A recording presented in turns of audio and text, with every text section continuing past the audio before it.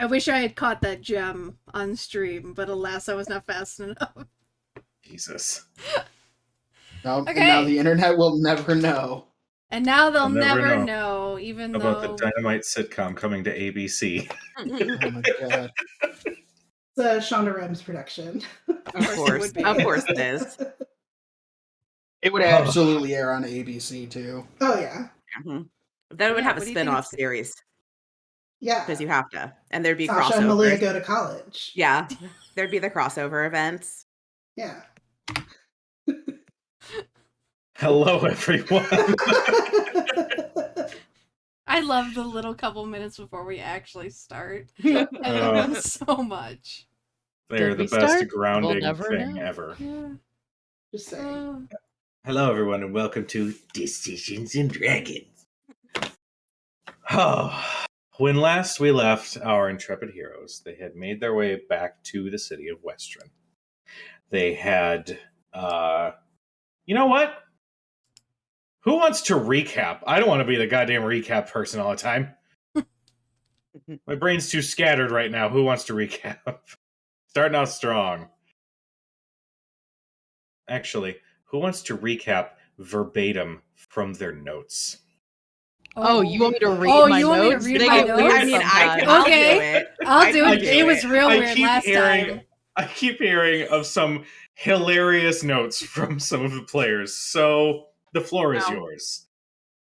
Sam, do you want to do it, or did you want me to do it? I can start. You 'cause can they were start. real You want weird me last- to? Yeah, and then You want me- I'll start. You may need to translate a little. Okay. Last we left off. This will go real well, guys. Thurston manages to persuade his mother. Apparently, Nollards are investing in Craghammer and a new mineral, obsidian-like but tougher. I missed the name. Jadak. Okay. Shadak, yeah. Yeah, Jadak. Jadec, according to my notes, but that could be totally misspelled. Yeah, Could you- we would you did like not to define clarify? that. There's I probably can- an H and a sometimes Y in it. Could be an apostrophe, also unclear. I can confirm it is Jadec. Holy That was shit. so wrong. That is so not how I would have spelled it. I think there would have been a Z there. Eh, Jules I like throwing mentions curveballs. Jules mentions the wedding had been rushed. And I quote, "You don't look a gift cinnamon roll in the mouth." An increase in shield presence throughout Westron. New high shield, Lord Elgar, Gracia's new husband. 24 equals whiteboard. At this point, it sounds like I'm having a stroke in my notes. I don't remember. Because apparently when I you roll- mumble when I roll when my you roll dice. a 24, when you roll a 24, it's a whiteboard. Oh, that's right. That's right. Okay.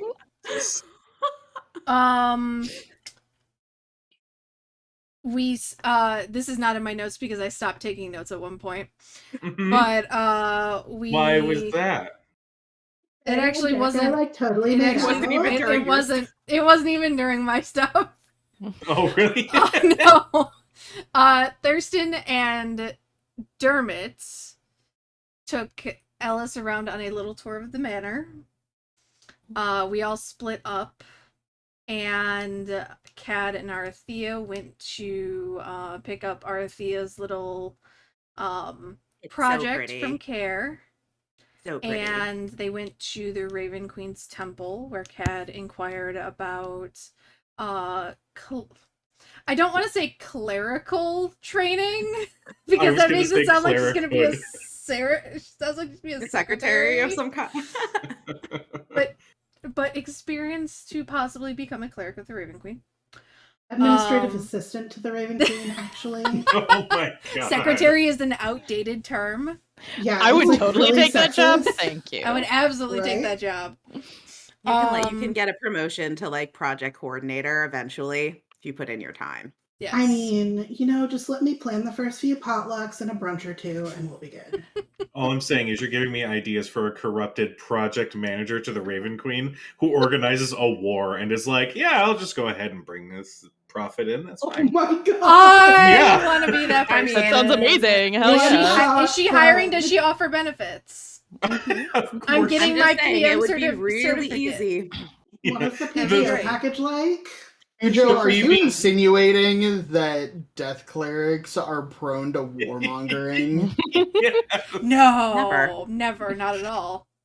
The BBEG is just a dude in like business casual with like a latte. Yeah, Ugh, Who's fuck been And an that skimming Excel off guy. the file. accounts for the last like 10 years? He's Hmm? definitely wearing a pinstripe suit, though. Yeah. but he's a pro at a Gantt chart. Like, You know what? I've cast this man. He is John Hamm. Oh my Oh god. my god. amazing. We all noticed Shield's extreme presence in the area and cracking down on crime. While everyone else was out doing their things, Faraday talked to Irid about any suspicious people around the observatory. Mentioned yes, Jericho. Mm-hmm. As well as talking about Estella acting weird when she started testing Ellis's blood. Mm-hmm. Faraday went off to Quincy's old haunt, to check on the dragon, and happened to run into Jericho. Weird how that works. Weird how that works. And they went on a not date and broke in. You know, a little B&E, Sure. little light I mean, breaking isn't and that entering. your first date? How's your Yeah. how's your first date go? Yeah. Exactly. Where they did find Namir, the dragon, who had spoken about her mate, who may be in the city. Faraday invited Namir to stay at the Wishing Well. My notes at this point say Faraday invites the dragon that killed Thurston to live in their bar. Yeah. Well, under their bar, technically. Under the bar. You know what? Queen of bad decisions, okay? Mhm. I'm No, gonna that's take where that this title. line. That's where my notes go into that line. Yeah. Clearly she doesn't know how to handle herself around dragons. I don't know what to tell you. After that, there was a little bit of Jericho backstory, and he and Faraday made a deal to take care of each other's bosses at some point in time. Made a throw mama from the train, horrible bosses deal. And after that, she returned to the manor where Thurston. Rewind. Okay, Yeah. there's No, one- we're skipping a few things. there was.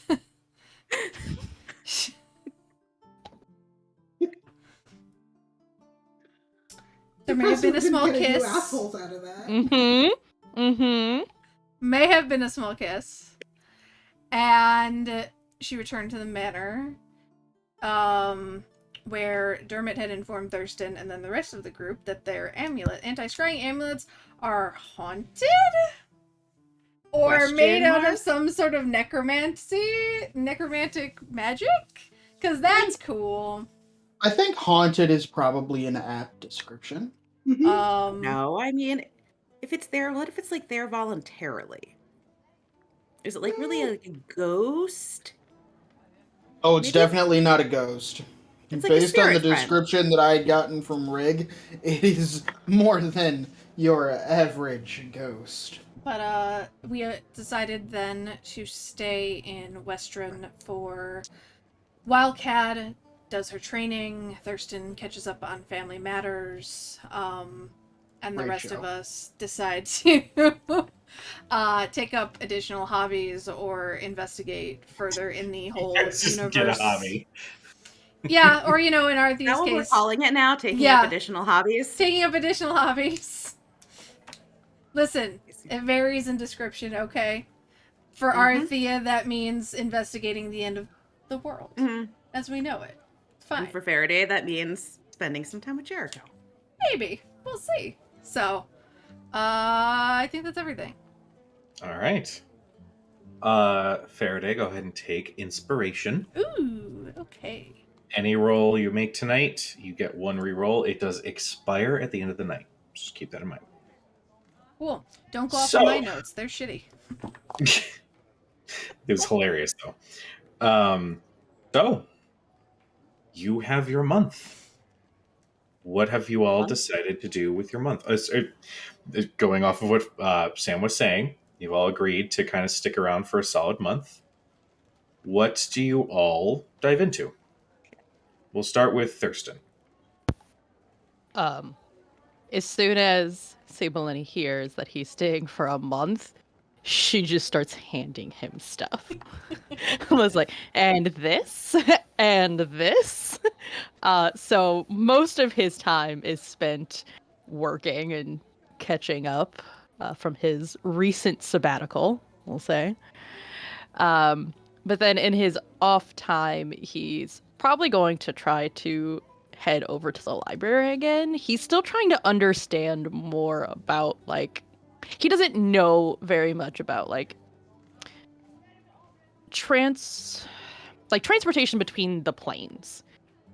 Okay. He doesn't know a lot about that from his own research and education. So if there's potential that there's some other plane that eventually they're, let's be honest, gonna have to go to, he just wants to understand that better in case they get accidentally stuck there or they try to teleport, and like he just wants to understand the magic and the mechanics behind it more.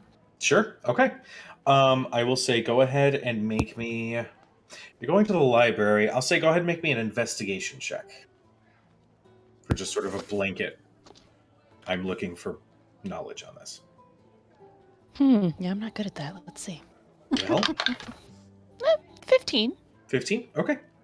With a 15, you do find several different accounts of a particular spell called Plane Shift. This spell is mostly documented amongst stories of druids and, some dryads and people who follow more natural magics.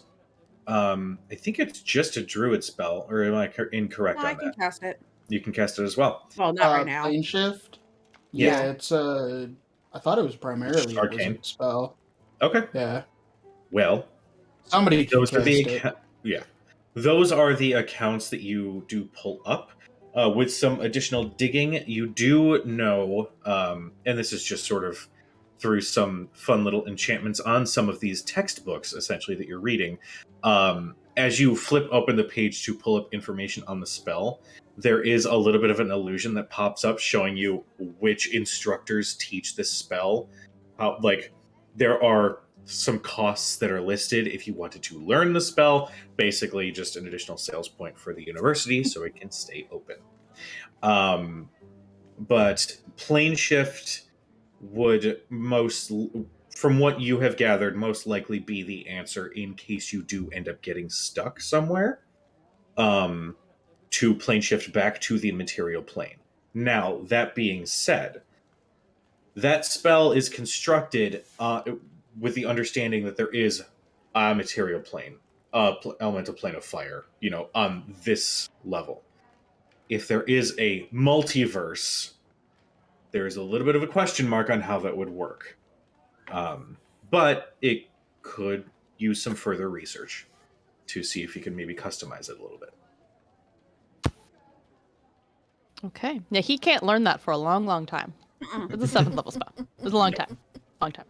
It's fine. Gilmore, do you know this? Be prepared with this. Do you go to Gilmore?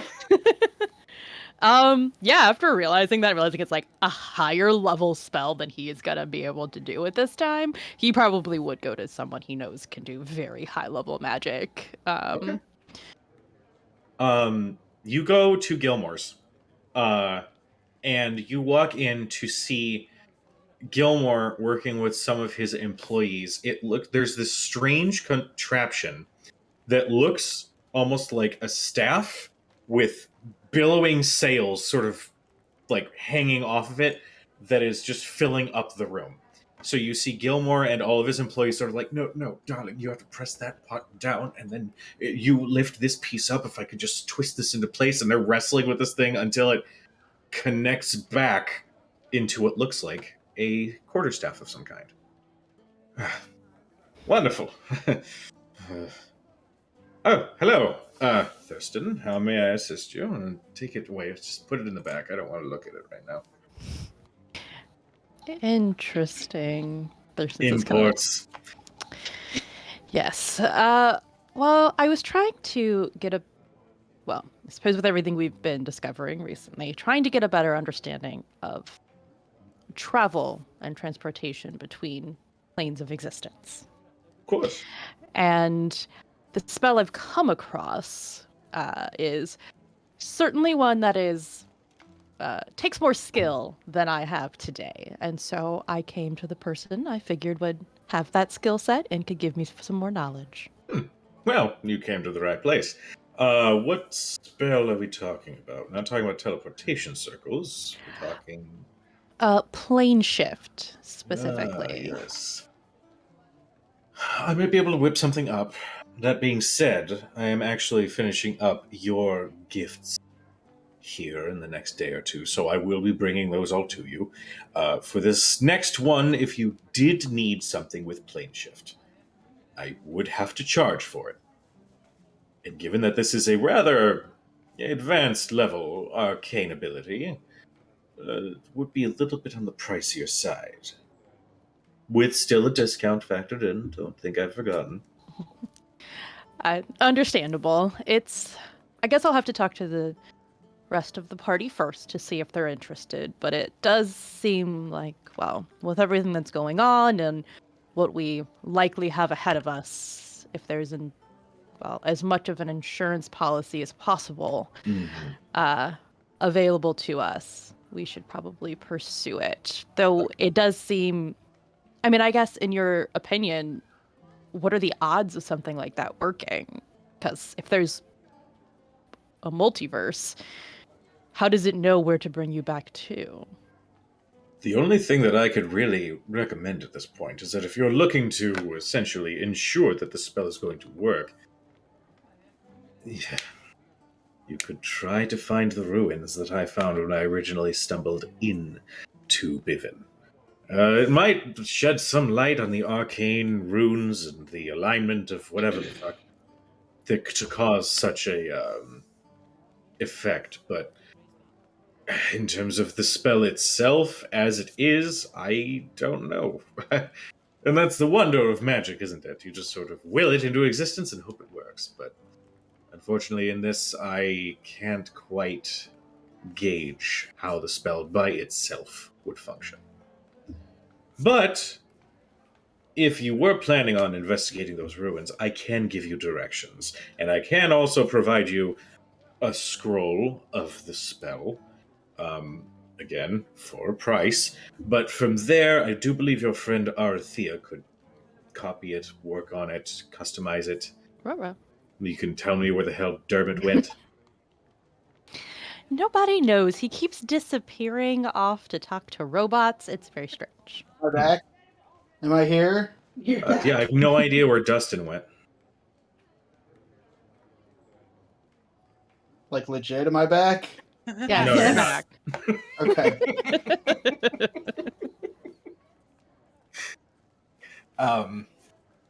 But if it is something you desire to look into, then by all means, I can supply you with what information I can.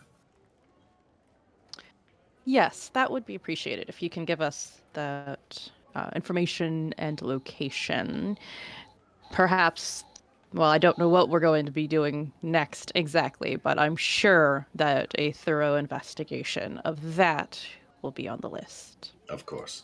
I will draw up a fancy map for you and mark it with a nice, sexy little X, for X marks the spot. Well, I would never want to stop you from adding your own personal touch to your creations. Thank you. I'm trying to figure out if that was a veiled noble insult. I cannot. But that's the reveal fun of secrets. conversations with a noble. Indeed. Well, is there anything else you need? Anything while you're in? No, not at this time. Just wanted to, as I said, speak to an expert. So I appreciate your time. Of course. If you have any other needs, feel free to stop on by. I'm sure we can work something out. Pardon me also while I fix my camera. There we go. Now I look human, As and Gilmore not like is I'm like- sitting next to the sun. It's Gilmore like breaks the fourth wall and it's like, oh, I have to powder Oh, my my face. light. Excuse Oh, me, God. excuse me. You just hear cut from like outside.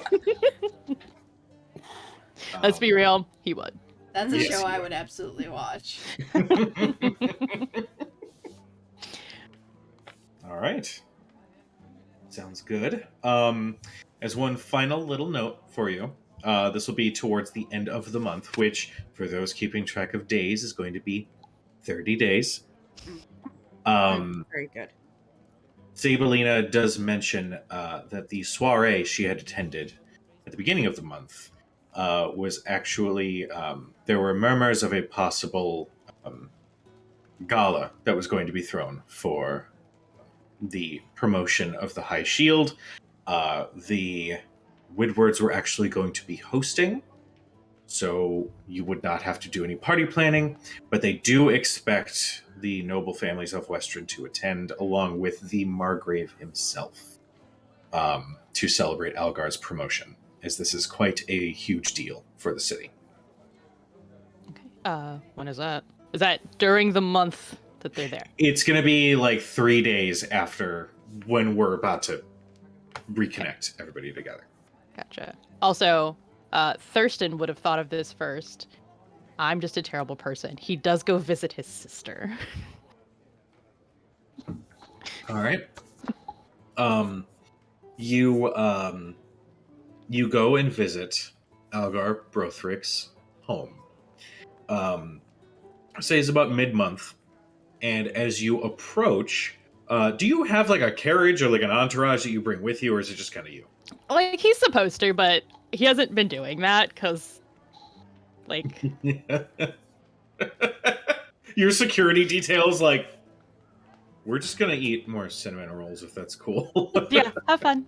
Mm. There's now an agreement that, like, once they get a certain distance from the house, they just, like, can go fuck off, and they're just gonna do what he wants.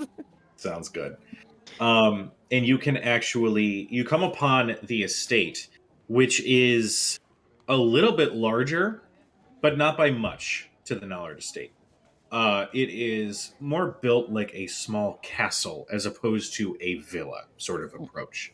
And as you approach, you actually do see lining along the street, there are several carts that look like are storing furniture, as it seems the entire estate is being relocated.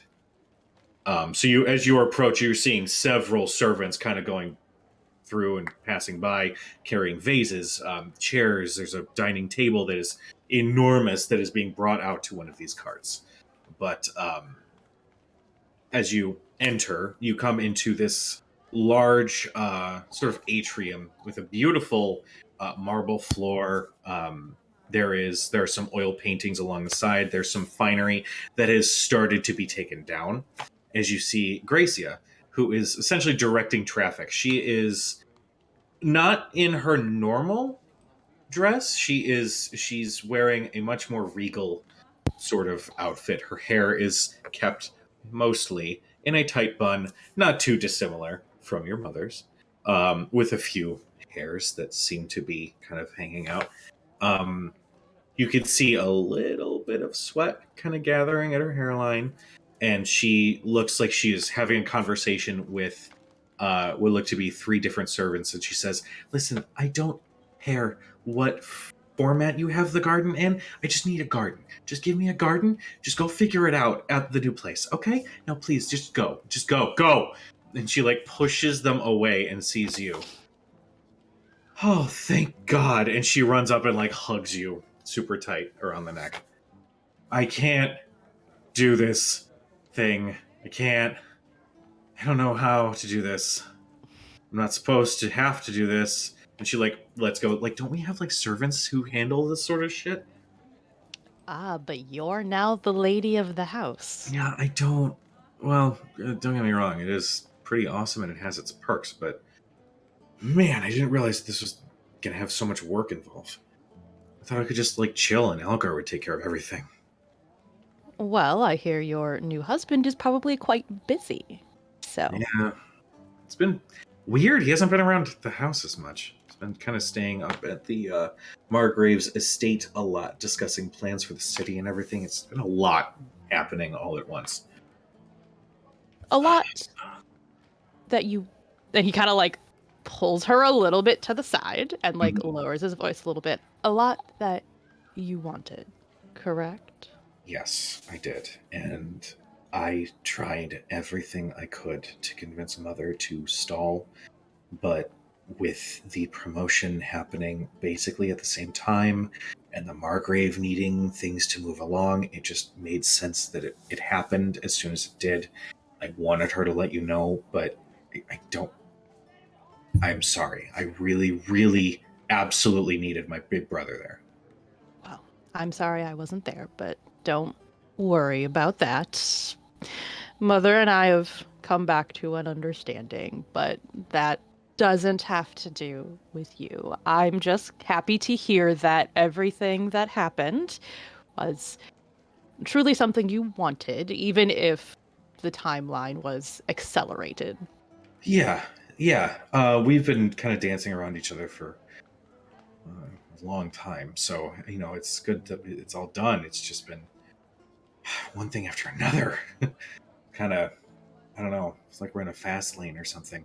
When you're on the highway in your van and you have to go into the fast lane. You like my references there, audience? Mhm. Mhm. But anyway, yeah, it's been fine. It's just been a little intense lately. Well, I am also sorry for the part that my recent question, but recent actions played in any additional pressure. So, No, it's not your fault. Honestly, I need this project that he's working on, which he won't really let me in on a whole lot. I don't know if it's like a confidence thing, but I need it to be done so that we can just go back to being a relaxed couple and start talking family stuff. Maybe, I don't know, but she says family stuff, and he kind of goes, he like remembers the conversation with him, like, oh my God. Oh my God. Oh my God. She doesn't have a parasite, does she? Oh, He's like, I'm not going to say that. I'm not going to ask her. she did roll an 18 on insight. It's fine. And goes, not that it's your business, but there might be a conversation about that.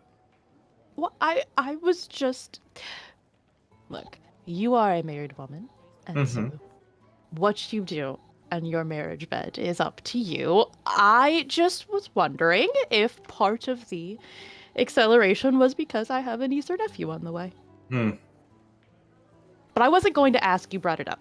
You know what's really funny is something that you do when somebody clearly calls you on something that was in your head. You do this very polite voice, and you just take some small pauses in between each of your words to make sure you don't dig yourself entirely to the nine hells to make up for the ground that you just lost. I love you, and I missed you. You didn't answer my question, but I love you and miss you as well. It was not because I'm pregnant. I was just curious, that's all. Just making sure that if in 9 months' time I need to make sure I'm back in Western, I will be back in Western so I don't miss the next big event. Well, trust me, one thing that I am investing in at Gilmore's is a message thing to talk with you. I don't know any of the magic stuff at all. That's not my bag. But I'm investing in a thing so we can talk more. So maybe next time there is a big thing, Mom can't shut you out. I will make sure that you're there. Well, I appreciate that. I appreciate you not being mad at me because I got married and you weren't there. I understand. Things things happen, and sometimes in a, well, politically charged situation like a promotion, things happen quickly. I'm the one who has decided to take, well, an extended leave of absence from the family in many cases. Yeah, what do you do? I mean, I know you like save like Thirst Fields and stuff, but like, where did you go? Like, what did you do? Well, most recently we were in Vasselheim, and I really hope that Algar's family does not have any close ties with imports or exports in Vasselheim, as they may not currently be doing business with the Teldorian government. That was not my fault. I was just a witness to the event. You literally said you went to Vasselheim, and now trade is stopped. That was on the Baroness de Rollo. I was just there when it happened. Okay.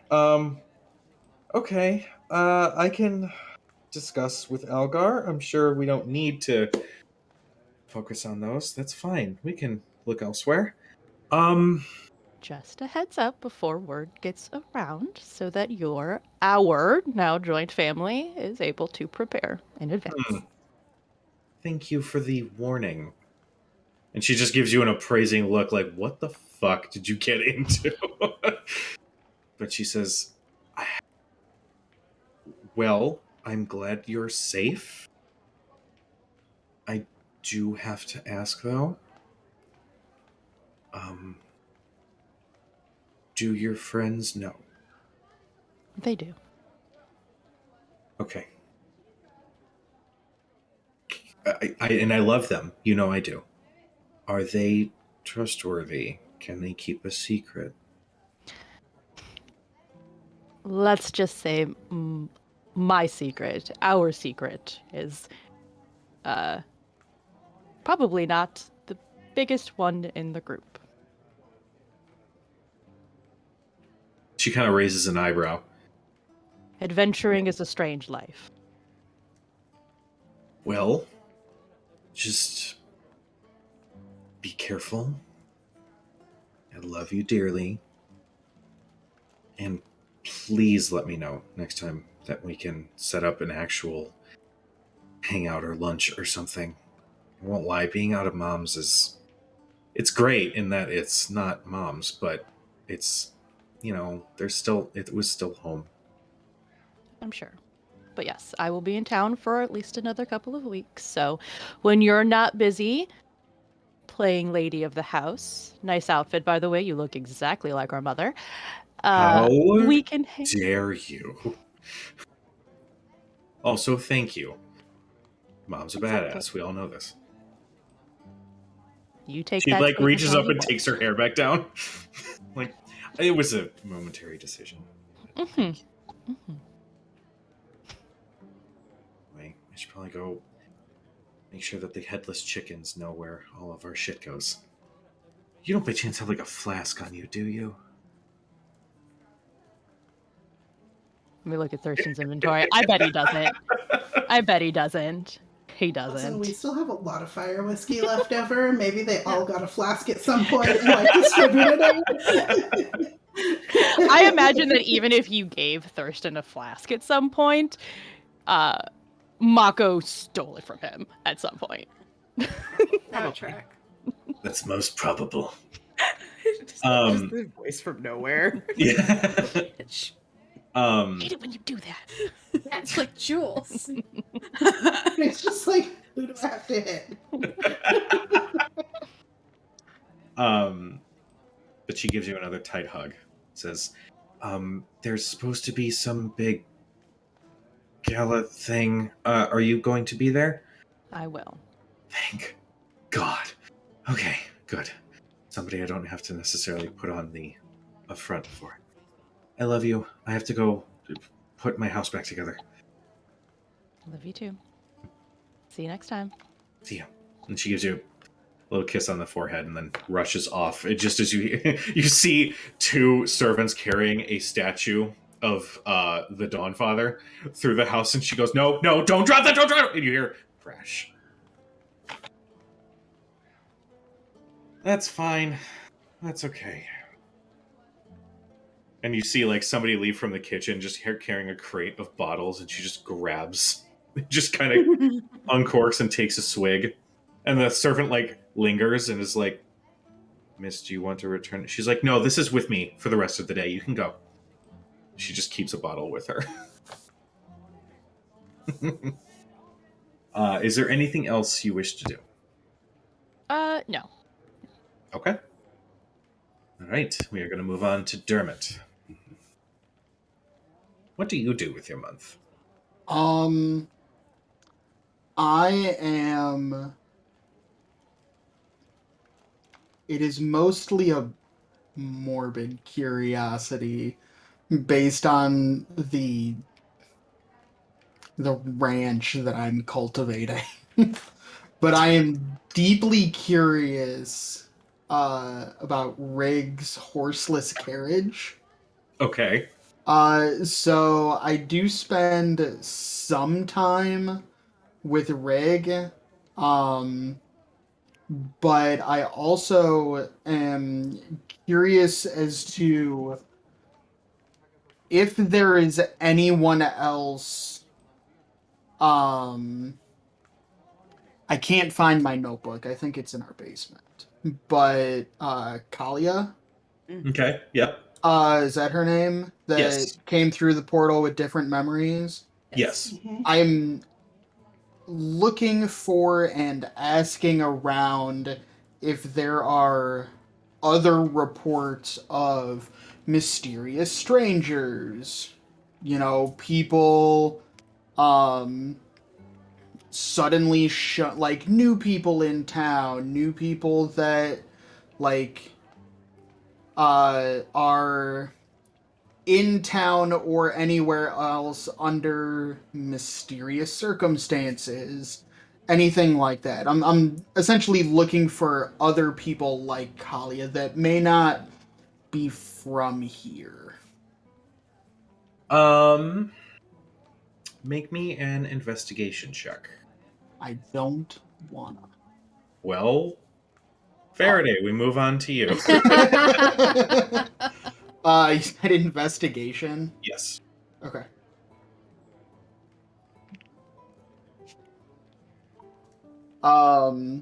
My previous answer.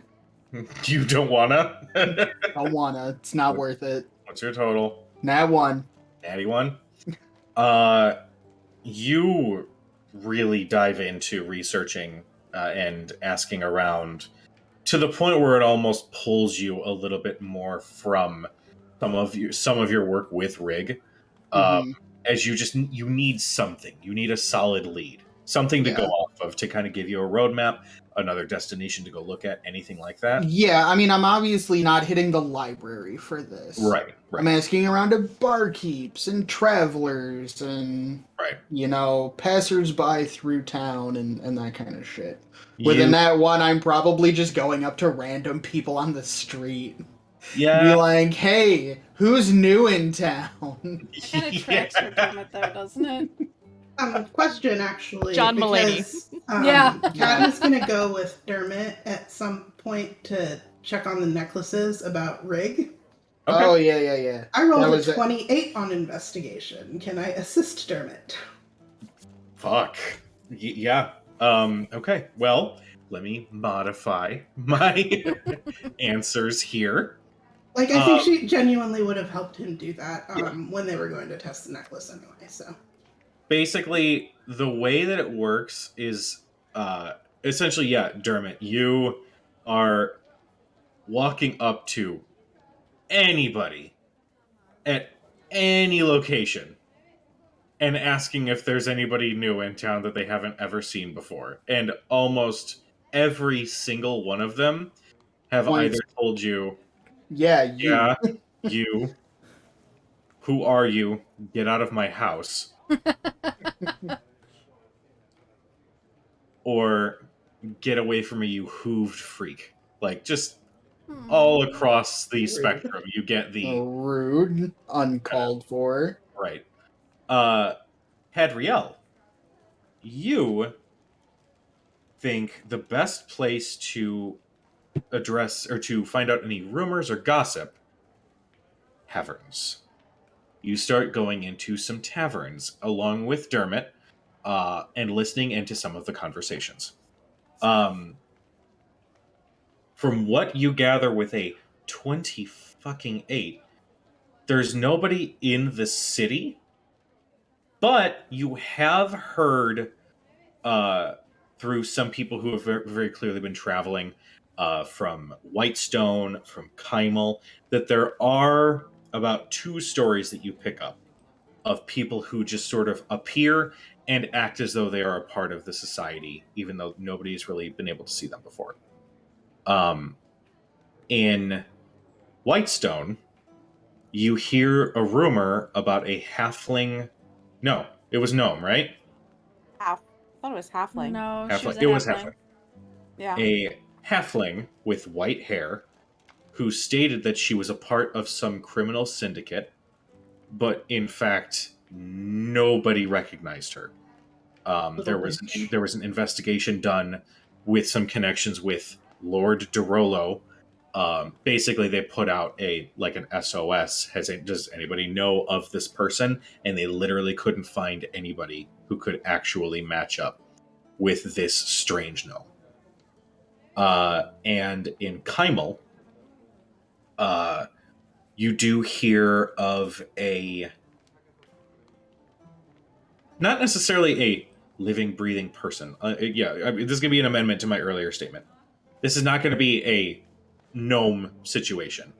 This is going to speak of what could possibly be people drinking too much. What looks to be a humanoid skeleton that is roaming around the wilderness outside of town, not actively attacking anybody, but if anything, almost trying to offer help to any travelers that pass by. And everybody just turns and runs because it's an undead skeleton, but it's a lone skeleton walking along the trail to Kymel. It doesn't speak, it doesn't have a name, it's just presenting itself, and people turn away and run in fear. And I will give you one more piece of information that is not related to your search. You hear that Singorn has returned to the material plane and is amassing an army. And that there is concern amongst the Tal'Dorei Council that whatever change in Singorn's behavior is now spurring on a possible military action on their part.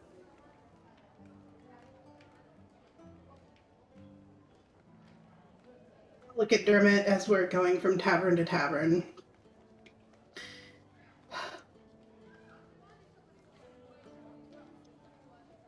Well, at least you've gotten a lot of playing time in these places. How much gold have you made anyway? Do you want me to make a performance check first? Yeah, go ahead. 702. Did you roll You're not far off. Jesus. Is it 30? 40 billion. 36. It is not 30. Okay, so I'm not adding platinum. It's 32. Oh shit. Well, you're not wrong. It wasn't 30. What's a 30?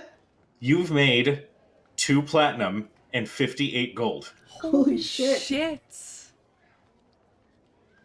Damn.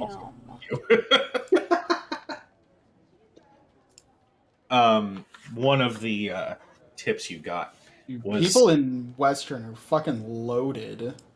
Yeah, it's kind of coming back. It's a good Iman city. is still under construction, sort of, so Western is, now that it's like at 99% back to normal, it's the place to be, that you don't have to deal with the bullshit. But yeah. I have to admit that I'm really curious about this skeleton just wandering around outside of Kymel. Yeah, how far is Kymel from here? I don't think I've ever been there. Imo.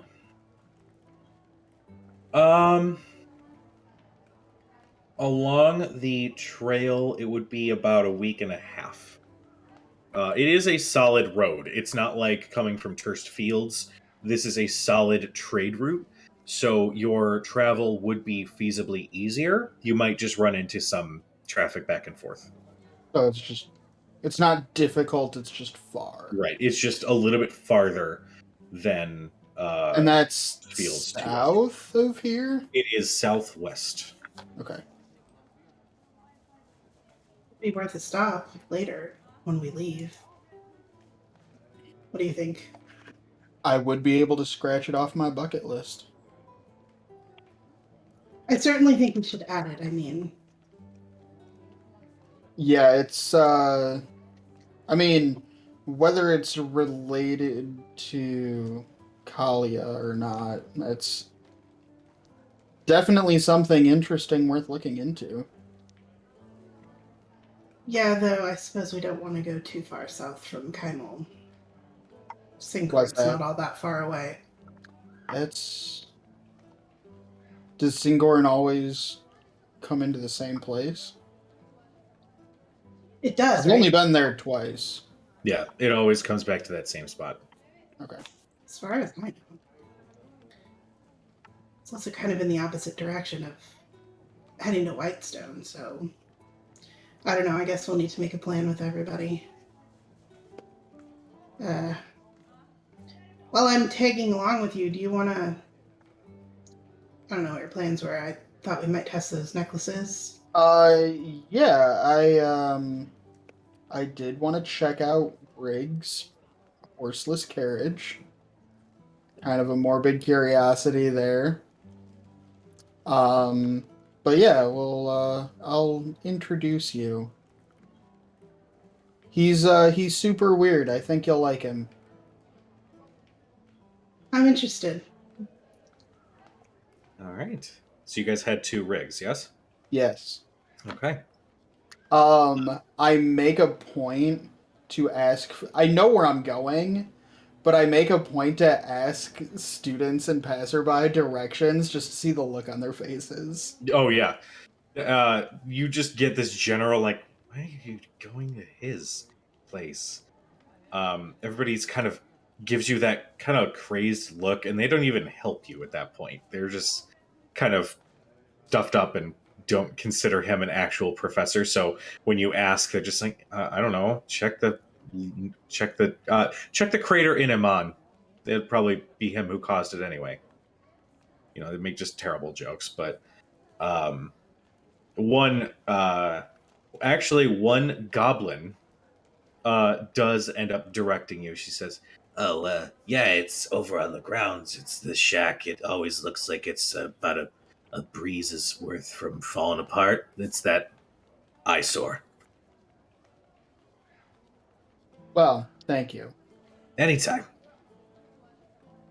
Cad, this is your first time seeing it. It's like if you took a 1-bedroom apartment and put like a roof on it, and it's just like in the middle of the quad. It looks, the stones that make up the walls are like basically maybe a month or 2 from falling apart. It looks like anything. A leaf could blow by and the thing would just fall over. Strange place to put a house. And as you say that, you hear a and a little bit of smoke start rising and coming out of the windows. Completely unfazed. Yeah, you'll get used to that. That happens occasionally. I mean, I guess it explains why the stones look like they do. You definitely see like a portion of a stone just sort of crack and then eventually fall to the ground.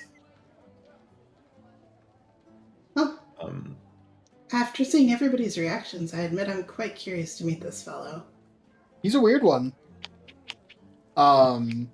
I do the polite thing and knock before entering, before letting myself in, Yeah. figuring that he's in the basement. Yeah. You know to knock because it's the polite thing, but you also know he's not going to answer because he's in the basement and can't hear you. Hmm. So you do step in, and Cad, you see, I mean, it looked like this had, amenities like a wash basin. There would be a bedroom, basically all the spots that a living, breathing person would use that are essentially collecting dust and just kind of falling to decay.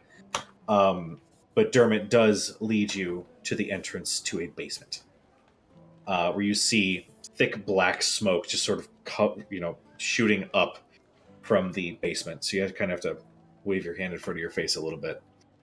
Um, but you step down into the basement and can see the automaton known as Professor Rig standing at the back of the horseless carriage, where he had briefly mentioned is where his engine is, and is currently holding his hand out, and you just see cold and snow just emanating from it to put out a fire that had been made.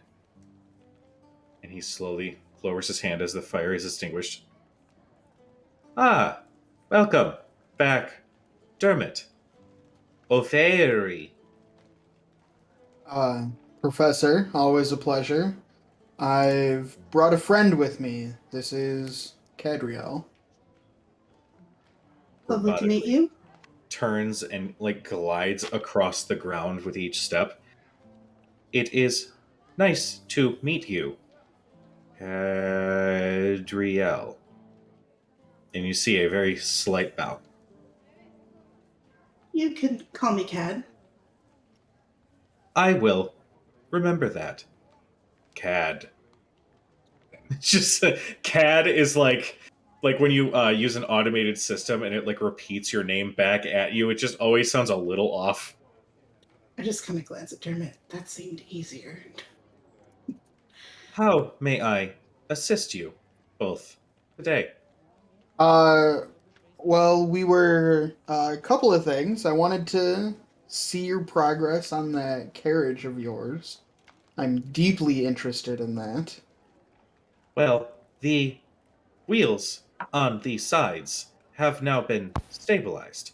However, my runic work on the engine is experiencing minor difficulties, and you just hear another as something else shifts at the front of the, or sorry, at the back of the carriage. I could use some assistance if you would be able to provide such. Uh, sure. There was one other thing that we were here for. We were hoping to use your lab to run some tests on these amulets. Of Like I course, had told you before, we have a few of them. of course, wow, my laboratory shutting down. Overheating. Overheating. Overheating. Like when Siri reads your texts. Yeah. Of course, my laboratory is open for use by any of my students. And he just sort of gestures with a hand to a side room and the current room that you guys are in, and then lowers his hand back down.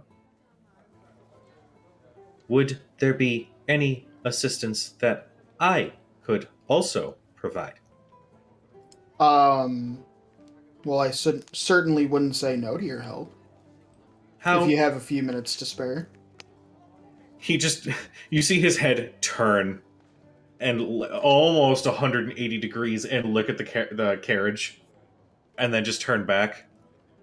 I believe the catastrophic failure has finally subsided. Therefore, my itinerary is open. Excellent. Um, Lead the way.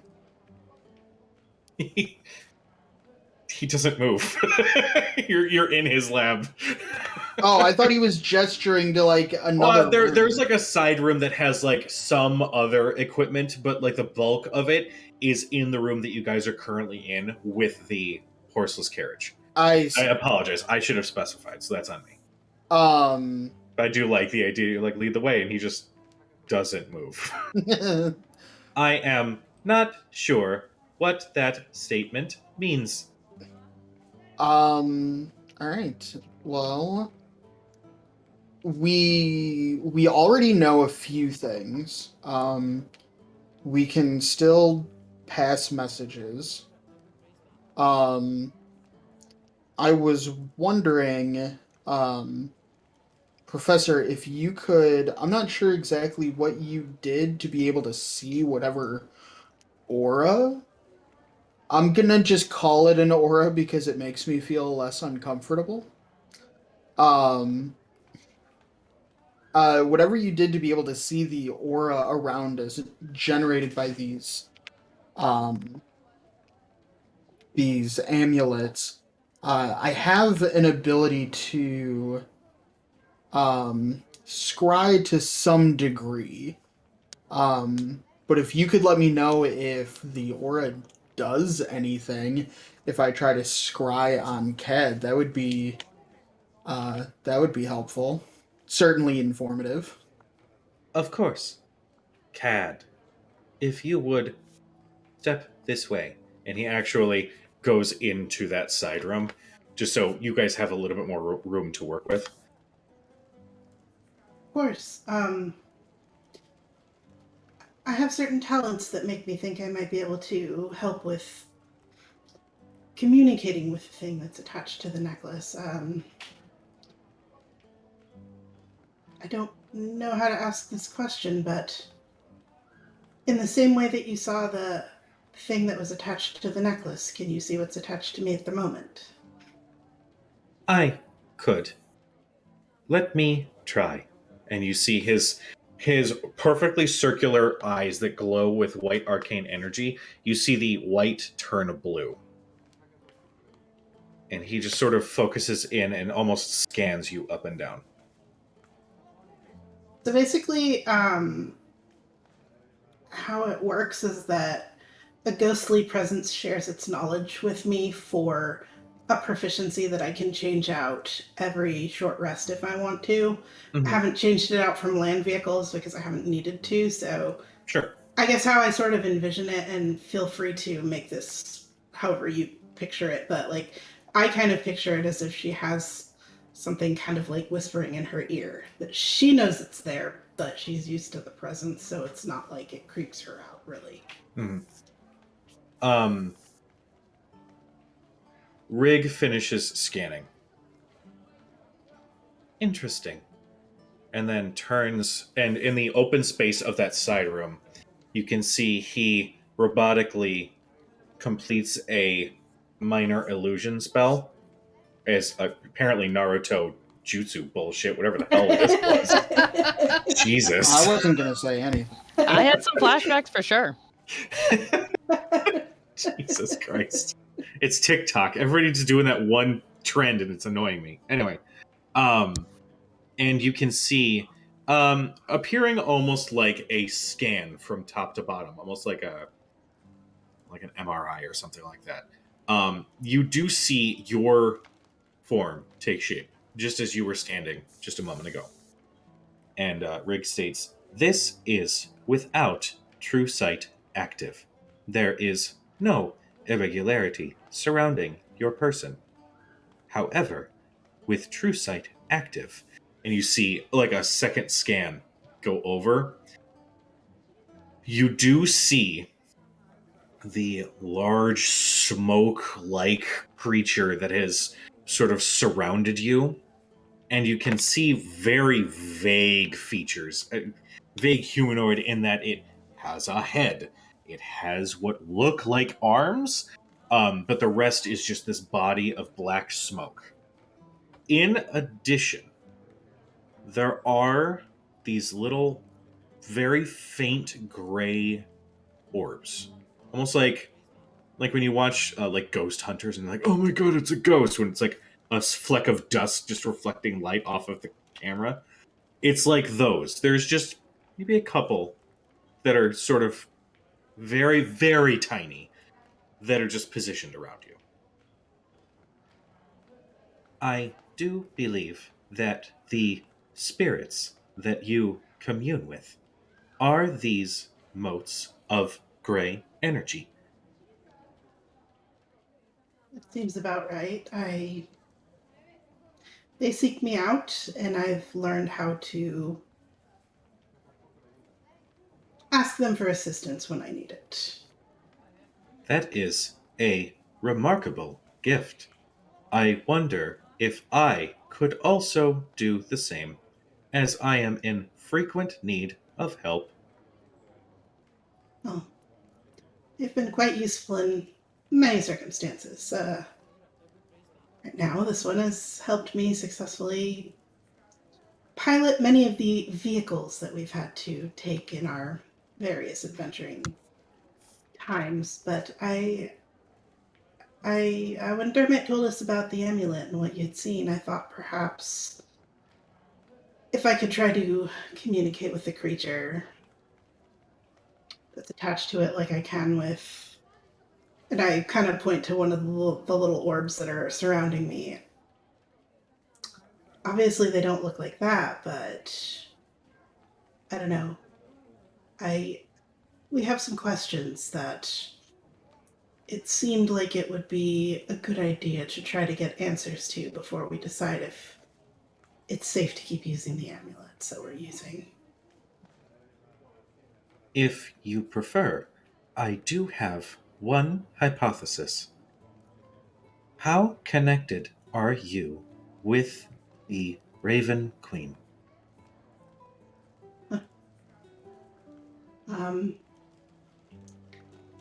I've had experiences. I think the answer to that is yes. Yes does not qualify as a reasonable answer to my query. he, Does ba- not he compute. goes on. Answer insufficient. Please try again. Login He failed. has- Please verify your credentials. I'll take out my feather from Baxeldan's mantle. She has sent her champion to answer my prayers, and I've been spending very extensive time at her temple learning how to, well, learning from the clerics there. Then I may know of one means of contacting this. You see his head shift just a little, as you can tell he's trying to find the right term. Creature that seems to be attached to your amulets. Given that you are establishing a connection with the Raven Queen, it may be possible through those same processes you may be able to contact this creature. I do have some incense and some candles. We can set this lab up as a means of contacting this creature. Dermot, and he turns. At the same time, if you would also like to attempt to scry, while your friend Cad attempts to make contact, you may, as they say, knock out two birds with one rock. So close. I think it's stone, but very close. Close enough. Yeah, that Rewriting saying protocol, replacing rock with stone. that was exactly my thinking. If we could, find a way to communicate with the creature, entity, and then scry on it to see what it does. That's exactly the question that I wanted to answer. Wonderful. Before we set up this room, assuming that Pad agrees to this proposal, I do have one further step to recommend. And he turns to a shelf and he pulls open a drawer and pulls out two perfect spheres. One is vaguely blue shaped, one is vaguely red shaped. Each have a little button on the top. He then turns and presents the blue one to Cad. I take it. If you were to make contact with this creature, press this button. And he presses his, and your orb lights up a little bit more blue. That way, once you have successfully contacted the creature, we will then know to alert Dermot to begin scrying. And then the experiment can continue. I'll look over at Dermot. Are you sure you're okay with doing this? I don't want you to get hurt. Oh, I'm sure we'll be fine. If you get really hurt, we'll just keep this. Well, we won't tell Faraday that part. Do you That's think probably a good idea. I'm very curious, and I think this is a good idea. As good as can be, but I think we need to know. Before we begin, I am going to take an action and build my little pylon crab droid. Okay. And that will. I'm pretty sure they're 10 minutes. That is of the healing? Yeah. I'm gonna produce one of my Eldritch Cannons. Okay. The Protector. That'll give anybody within 10 feet a I think it's a D10 plus my intelligence. Okay. Temporary hit points every round. Okay. Rig is going to do one more thing before. Well, it'll do it after the room gets all set up. Basically, Rig begins setting candles around this side room in the laboratory. And flicking open one of his fingers, there is a little candle flame, I should say, that he just starts lighting all of these candles with. And then he also produces a bit of chalk and draws a circle on the ground and marks some arcane runes, but then also includes a symbol for the Raven Queen. As one final step, as you see that he has essentially made this a sort of divine ritual chamber, albeit haphazard. He then turns towards Cad. If you like, I could also provide you with the ability to see this creature. I would advise preparing yourself, as it may be jarring. Of course, I would very much like to see it. He nods. You see him, again, Naruto jutsu bullshit. Reach his hand out, and you hear like a recording of somebody reciting arcane language. And as it does, the dim light of the candles grows brighter, and the texture in the stone in the room around you becomes like you've been just introduced to 2020 vision, where you can see each little detail.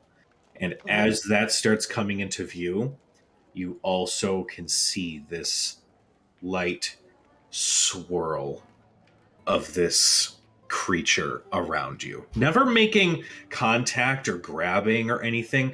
It's just hovering and moving past you. Just as those little motes sort of fade into view and then out, into view and then out at the same time. Can I look over at Dermot? Does he look the same or a little different? I know he probably has the creature around him as well. So he does have that creature around him. In terms of what Dermot looks like, it looks like just regular old Dermot. You just see him so much clearer than you could before. Wait a minute. Regular old Dermot? I take offense to that. I was just wondering if maybe he was more like Shiny Fae. No, it's not like the sight that the lyrium would give you. Lyrium, it's almost like it's not just removing any veils from your eyes. It's revealing secrets through your vision. Sure. Things you didn't quite know about a person. More esoteric in that way. Not as weird as Delirium, but pretty cool. I can see like the individual strands of your beard, Dermot. You have split Dermot will ends. just take a step towards you and just like,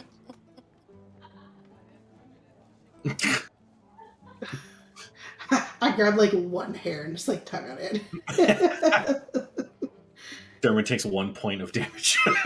Dermot takes more than that. If you ever pulled a man's beard hair, Not hard, just like a slight tug. No, that's all it takes. I suppose I need to stand in the middle of the circle. Yes, that will be the point where all of the divine energy will be focused to establish the connection. I kind of clutch my Raven Queen amulet and I step into the circle. Dermot, if you will please follow me into the next room. Of course. They step out, and it's just you in a room with these little candles. And you're holding your Raven Queen necklace. I need you to make me a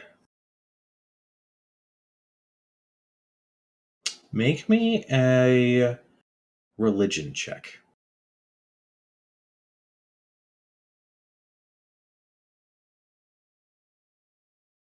Can I still use that inspiration that we had from the beds that you said it just lasted until we used it? Because I never used it. Or would it have gone away by now? I'd say at this point it's probably gone away. Great. 8. You focus in and almost, you don't want to focus your energy inward, but essentially close your eyes and take in your surroundings, knowing that there's this entity around you. Is there anything that you say?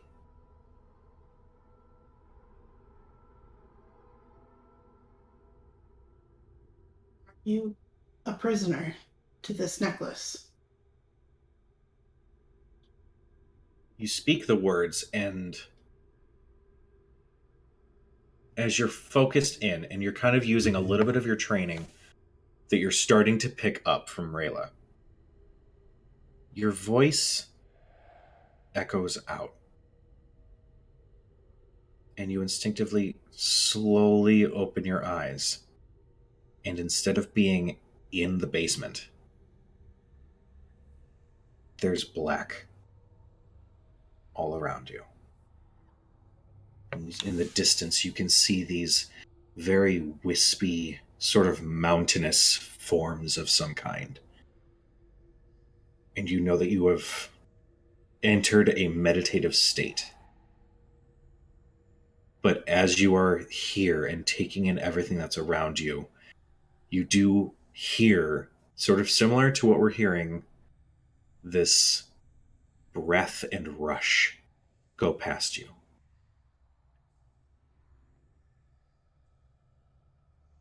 I will speak in Celestial and just say, I just want to speak with you.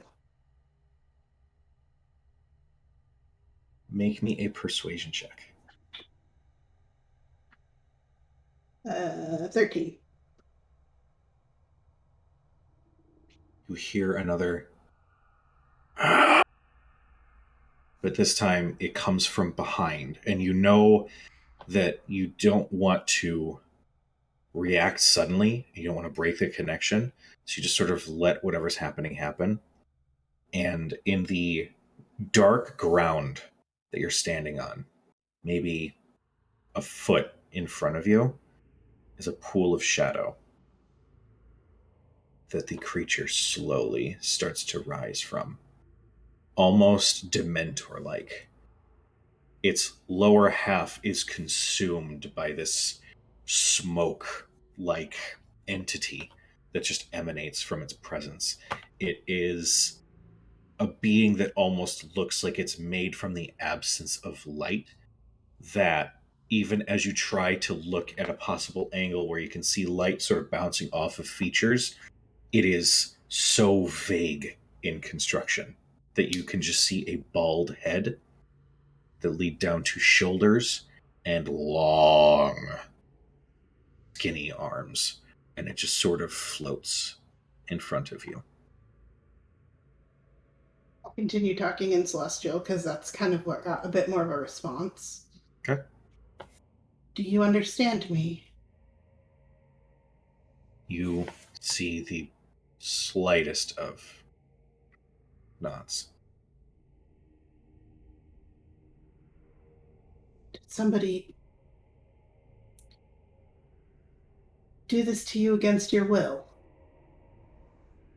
The slightest of nods. Does this hurt you?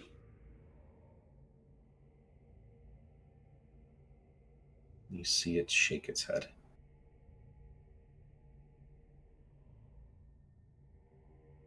Do you wish to be free? Nods again.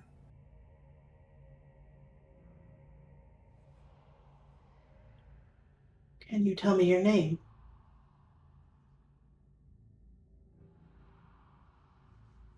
It pauses for a second as it's still floating. And then it shakes its head.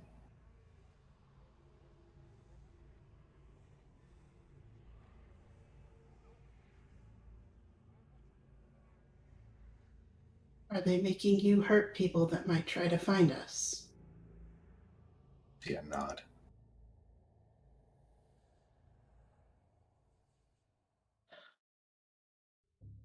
Have you had to hurt anybody trying to find me? You see a nod.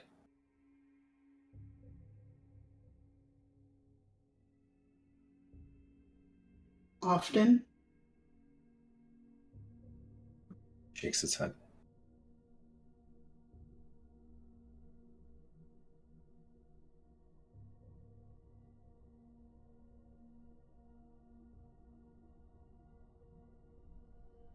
Would I be able to free you from this?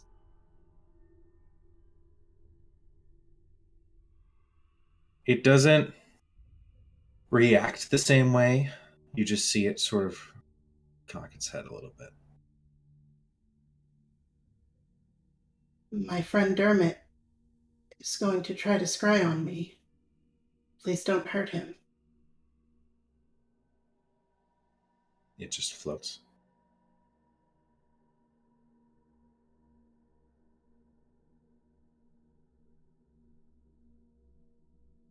I will hang on to my pendant and I will just like Rayla's kind of taught me how to start praying to the Raven Queen and to Vaxildan especially because he's the one that I've talked to before. This soul deserves to be free, not attached to me. Please help him. Make me another religion check.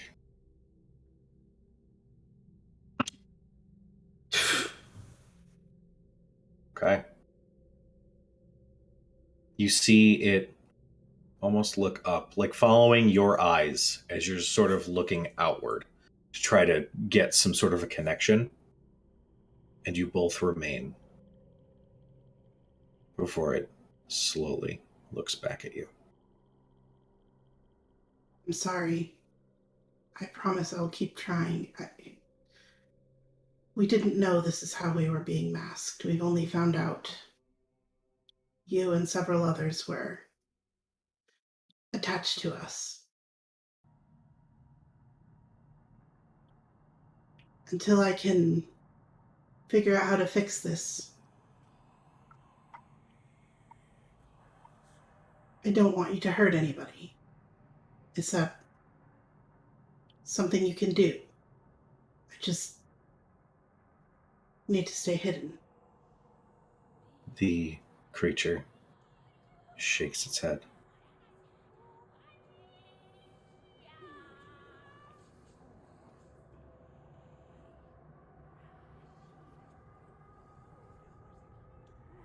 Are you in pain?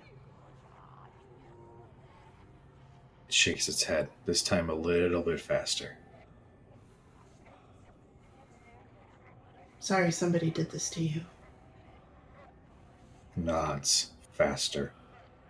And this time, kind of similar to what you're hearing, there's some whispers and murmurs, sourceless, just starting to build and build the more you're talking with this thing.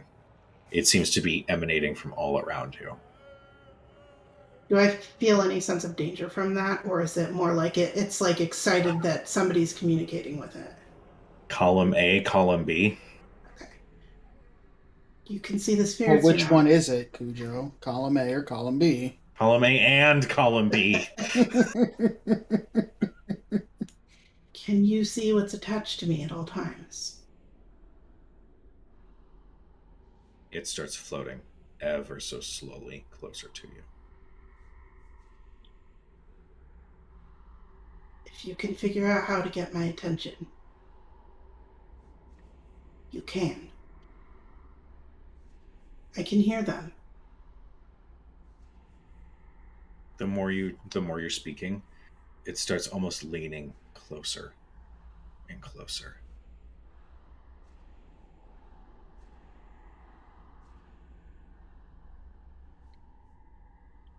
I will try to help you. What, were you a man once? Were you a At that creature? point, with that last question, one of his arms reaches out and grips around your throat, and you feel chilling energy surging through you. And you start to see it as you're feeling that course through your body. Some of the undefined features around its hand start to become more clear as you do see a human looking hand with claws coming out. And its skin is black, inky black, with the veins sort of glowing with this deep, sort of muted gray. And as it continues to hold there, it slowly starts to clear. I need you to make a Constitution saving throw. Not great. 9 total. Okay. I want you to mark down that you have taken 1 level of exhaustion physically. And in this astral plane sort of situation, you are definitely feeling this thing is draining life force off of you as it continues to hold. Can I move, or my arms just You can move around. Your arms are free flowing, whatever. as it's squeezing, I imagine, right? Yes. Or is it just holding?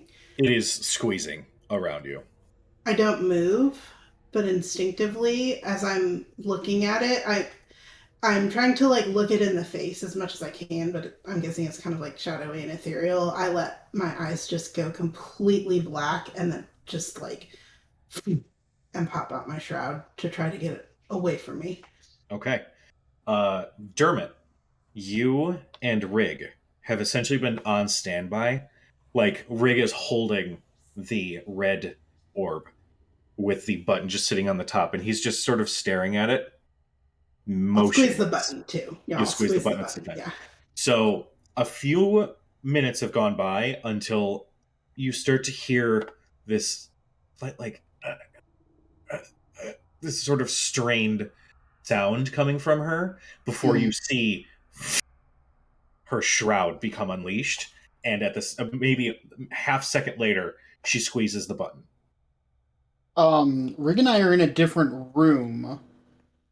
Yeah. We Charisma see save. all of this. You are far enough away that you don't get affected by that fear effect of the shroud, but you are essentially around the corner, sort of like peeking in. Okay. So you can see this all unfold before you. Okay. The first thing I'm gonna do, so I can see that Cat is having some difficulty. Yes, you can see that she is still standing, clutching her necklace. She's got her hand on the orb at her side, but you do not see anything else. You just see that she's got a couple beads of sweat that are forming on her forehead. You can see that she is visibly looking strained in some way, and she's making that sound like she's short of breath, but that's about it. I am going to, if my crab droid is not already within 10 feet of Cad, I'm gonna have the crab droid move closer Okay. so that Cad is within the radius of those temporary hit points. Okay. And I'm gonna turn to Rig and say, is it doing anything already? Rig turns towards you. Is what doing anything already? The the um aura, the creature in the amulet? I apologize. I was under the assumption you were going to scry. He then steps around and robotically bends perfectly 90 degrees at the hip and just sort of looks through the doorway. That is not good. It is feeding off of her. I'm gonna immediately um pulse the crab droid to give Cad some temporary hit points. Okay.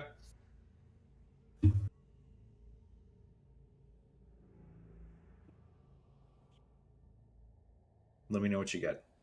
And that is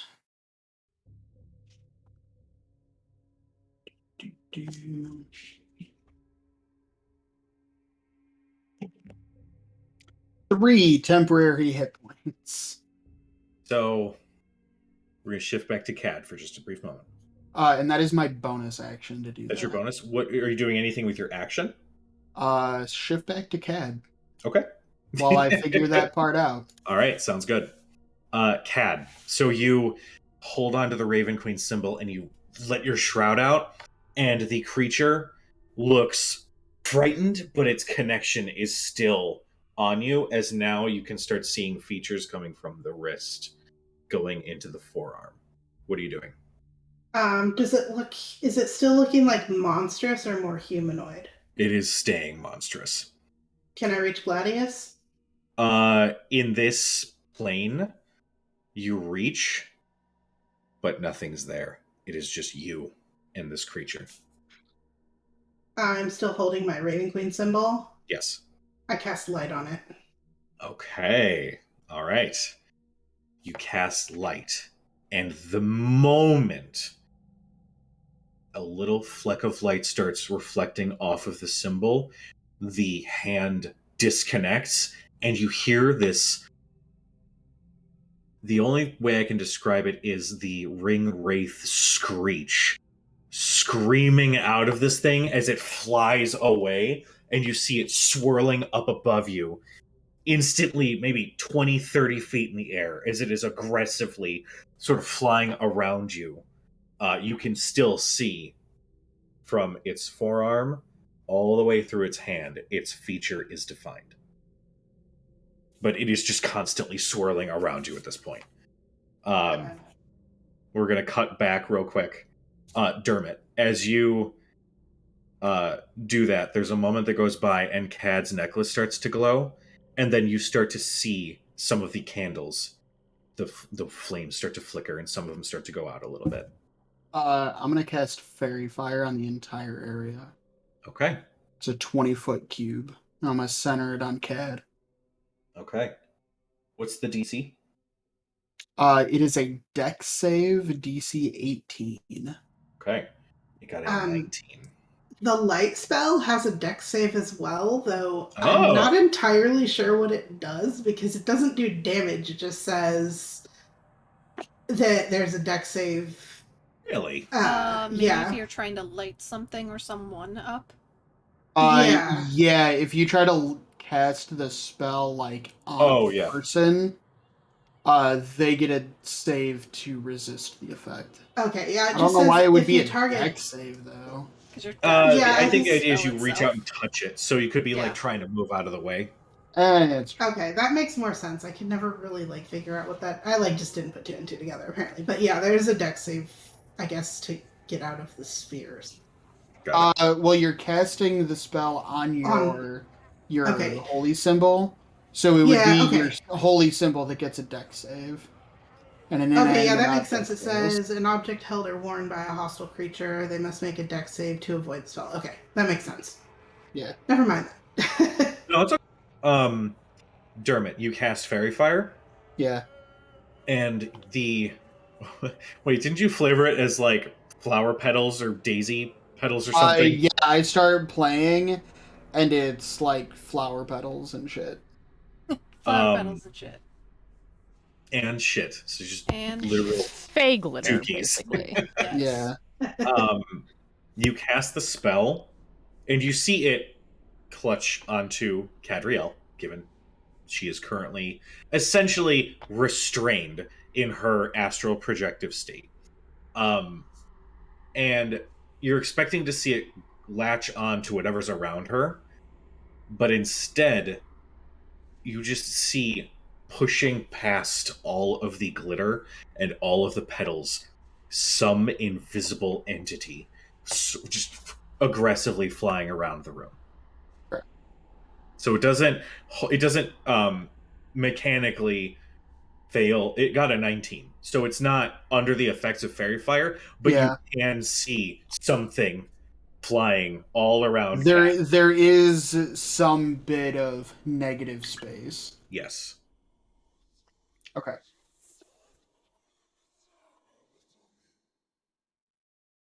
And we'll go back to Cad. I just kind of just say, if you're listening, please help me. I'm trying to implore the Raven Queen. I'm trying to get out of the meditative state, but I think she's probably not 100% sure how, since she's still, learning the ways of the clerics. Make me another religion check. 18. 18. You sort of repeat over and over, please help me. I need to get home. I need to get home. Home. Home. You starting repeating this over and over and over again until you feel your actual physical eyes open and see the fairy fire bits around you and a concerned Dermot in the doorway. I'm going to grab the amulet, not the Raven Queen one, the amulet against detection. I'm just going to rip it off. Okay. Dermot and Cad, as you rip it off, you see the negative space stop moving everything around it. And I just look at Dermot. Take it off. What is it? I ask as I'm taking the amulet off. It's a creature, and our suspicions are right. It's some sort of spirit. It is supposed to hurt anybody that tries to scry on us, and it has already had to hurt somebody. I don't know who or what, or I asked if it's been tasked with hurting anybody that tried to scry on me, and it said yes. I told it I would try to help it, and that's when it, I don't know, When felt it, like I was being drained. And it's well, that's not the intended effect. no. I All know we right. don't want to be found, but I think these are far too dangerous to wear. Yeah, what do you say we take a quick detour? Um, actually, if you don't mind, I feel like I owe the professor here a small favor, helping you get your carriage working. I do appreciate your help with all of this, by the way. Sorry about the flower petals. They should go away in a few minutes. By Um, no means. Do not worry about the flower petals or the carriage. This clearly is a far more urgent and pressing matter. The horseless carriage can continue to be worked on by myself. If you have business to attend to regarding this creature, then I would suggest attending to it immediately. yeah, that's probably not a bad idea. Cujo, what time of day is it at this point? Um, We like midday? I'm gonna say if you guys came from the taverns, it's actually gonna be approaching nightfall. Okay. Um, I'll say to Rig, yeah, that seems a good idea. You want to start working on this, tomorrow morning, let's say? Sounds like an appointment has been made. Excellent. Well, Okay. I'll see you tomorrow then. Wonderful. Dermot. Thank you for your help, Oh, Professor. fairy. And I'll look at him and just say, thank you for your help, Professor. It didn't turn out like I expected, but it's very helpful nonetheless. Nothing ever does. Of course, Cad. It was wonderful to make your acquaintance. If you ever have any further need, please seek me out. And he gives another bow. I'll give him a little bow, but as I exit, I feel like my wings probably hit the door, and I realize, oh, they're out still. I'll pull them back in. It's like, oh god, Shit. sorry. Like knock a beaker over. I'll look at Dermot. Sorry for interrupting your day, but I think we need to get back to everybody, and definitely need to take these off. Yeah. Well, never a dull moment, right? Yeah, I was not expecting this month to be this exciting, but I suppose that's where we're at. That was your first mistake. True.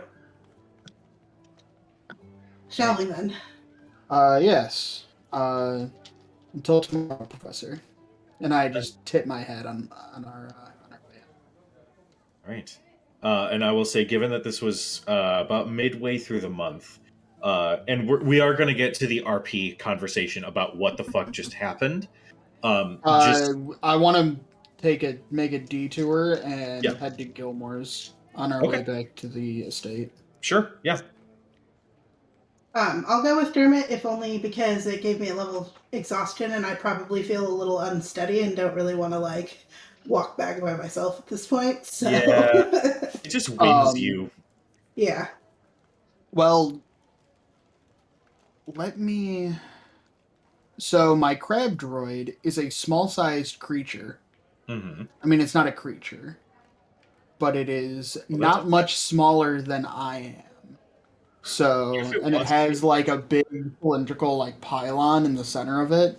Mhm. So, Ted, you could probably lean on it as we're walking Thanks.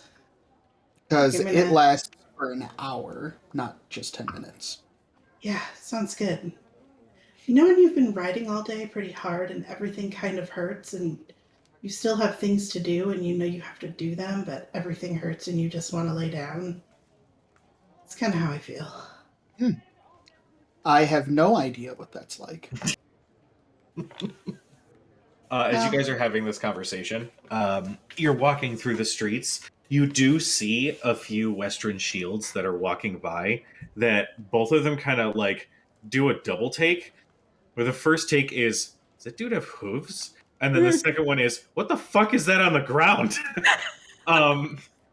You do see that they make visible eye contact and they kind of like react, but they don't approach. If anything, they I smile and tip my hat to them. at that they essentially, you guys are on like a intercept. They just sort of go out of their way to like, hey, what's over here?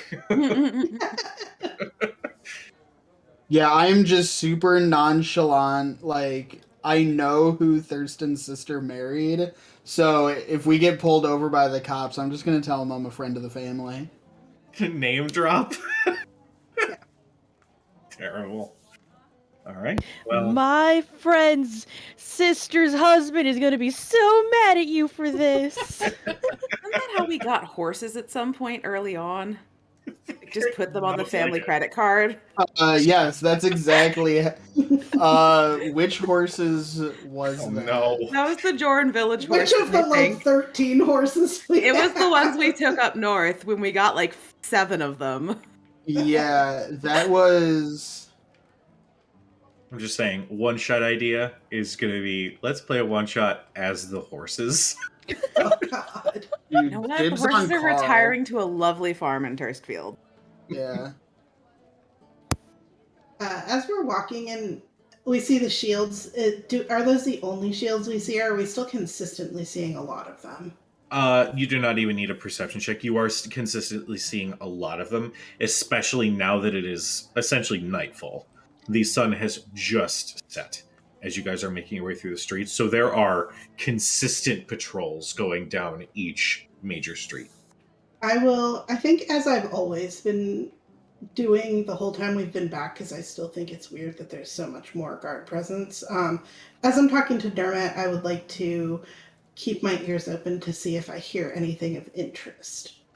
Okay, go ahead and make me a perception check Okay. with disadvantage because of your exhaustion.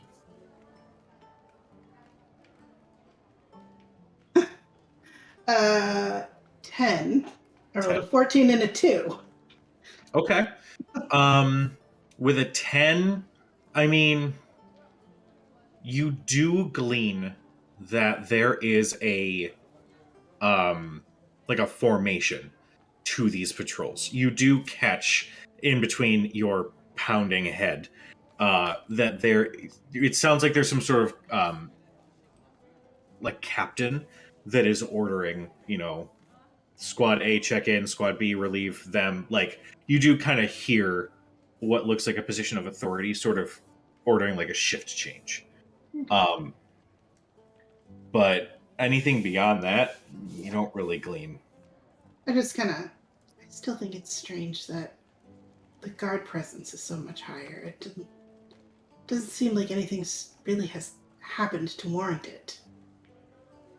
But then again, I guess Singorn is amassing an army, so. I will say at this point, you do approach Gilmore's. Gilmore is seated at the desk. No other employees seem to be in the store, as he has these small spectacles that sort of balance on his nose.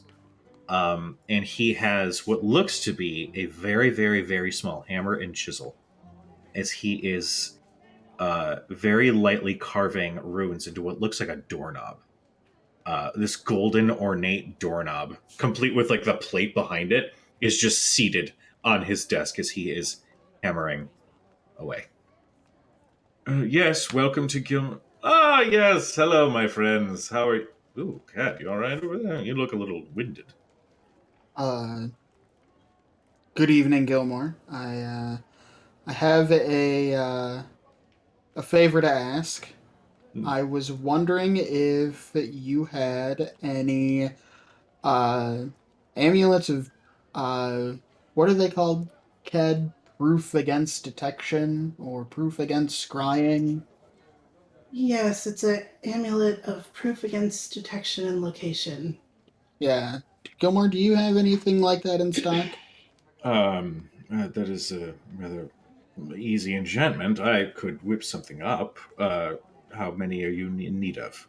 I need 6. Maybe more. These ones that you have now, those aren't doing the job. No anymore? good. You just want to donate to. You don't want them. We need new ones, and you don't want these. They're bad news. Right. We were just at the university, studying them, and this happened, and I Vanna White ad. Cat's just like, so I look as shitty as I feel. Did You said it, not me.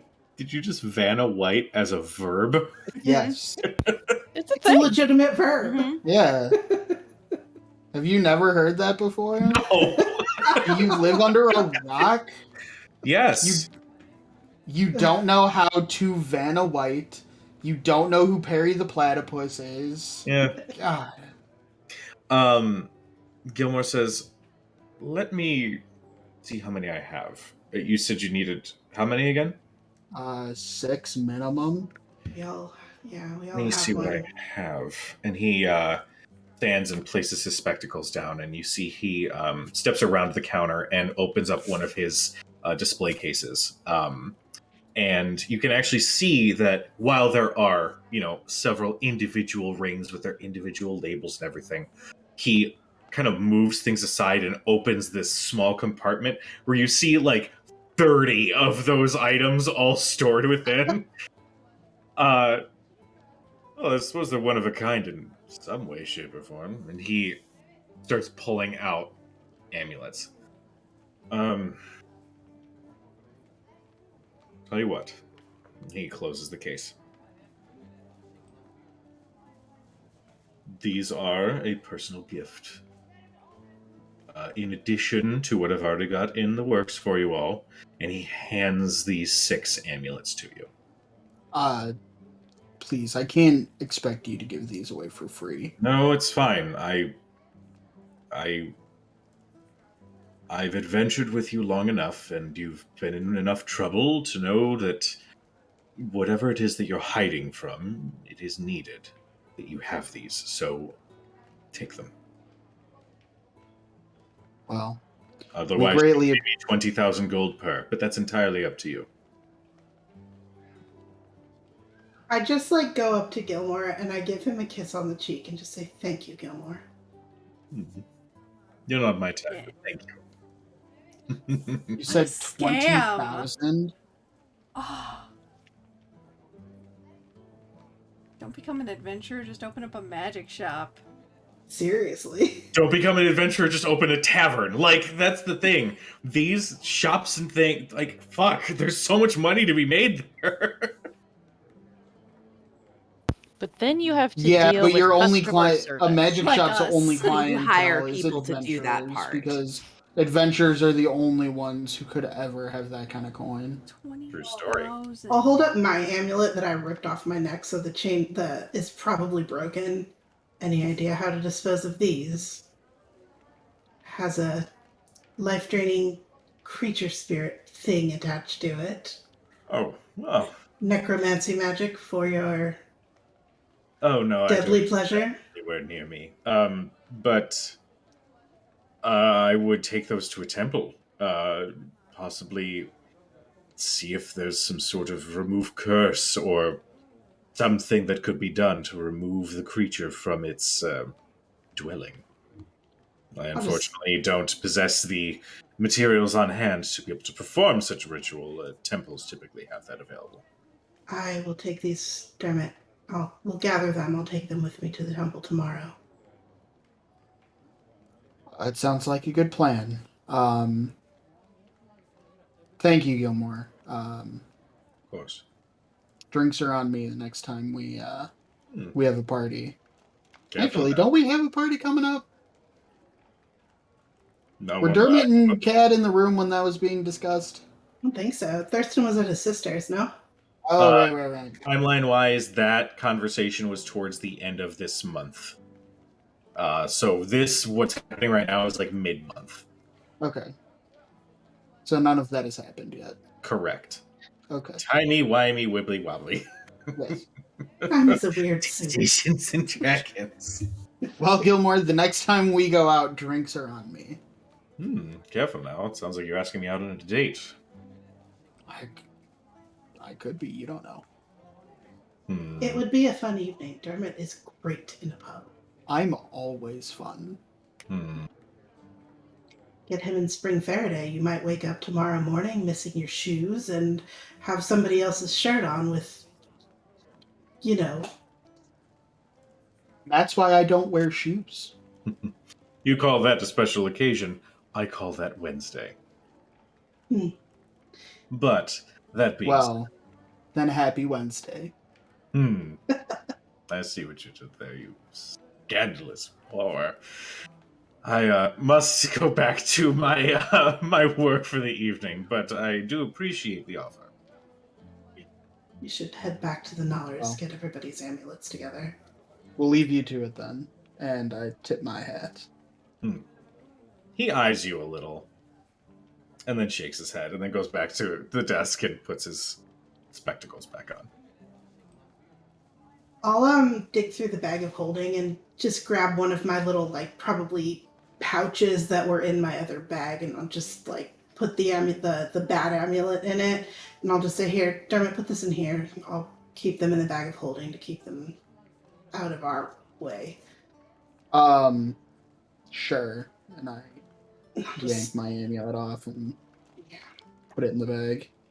Right? I put the new amulet on and actually, no.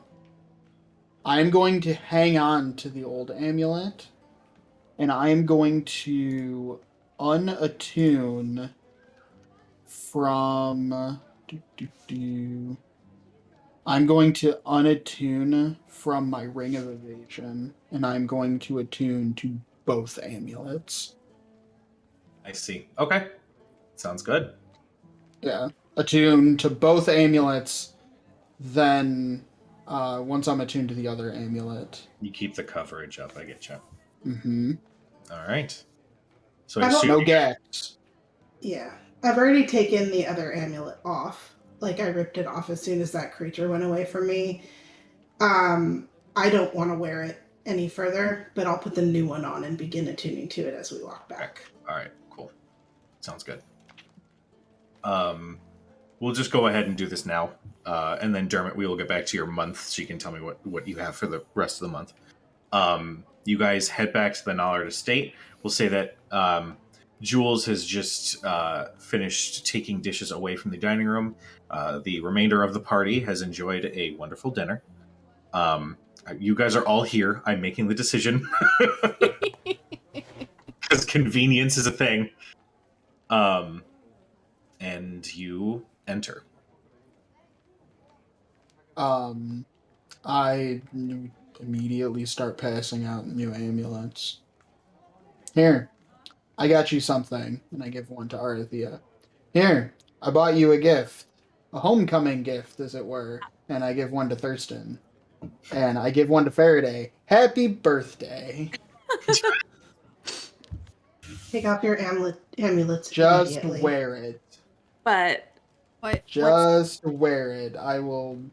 We will explain later. Jules is like grabbing glasses.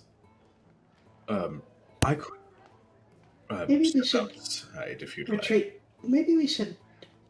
That little room in Thurston's room. The private room. That I don't know about. And Jules just quickly like shuffles out of the room towards the kitchen. Wait, Jules. Yes. I have I'm no so sorry to secret trouble trust in you. my life.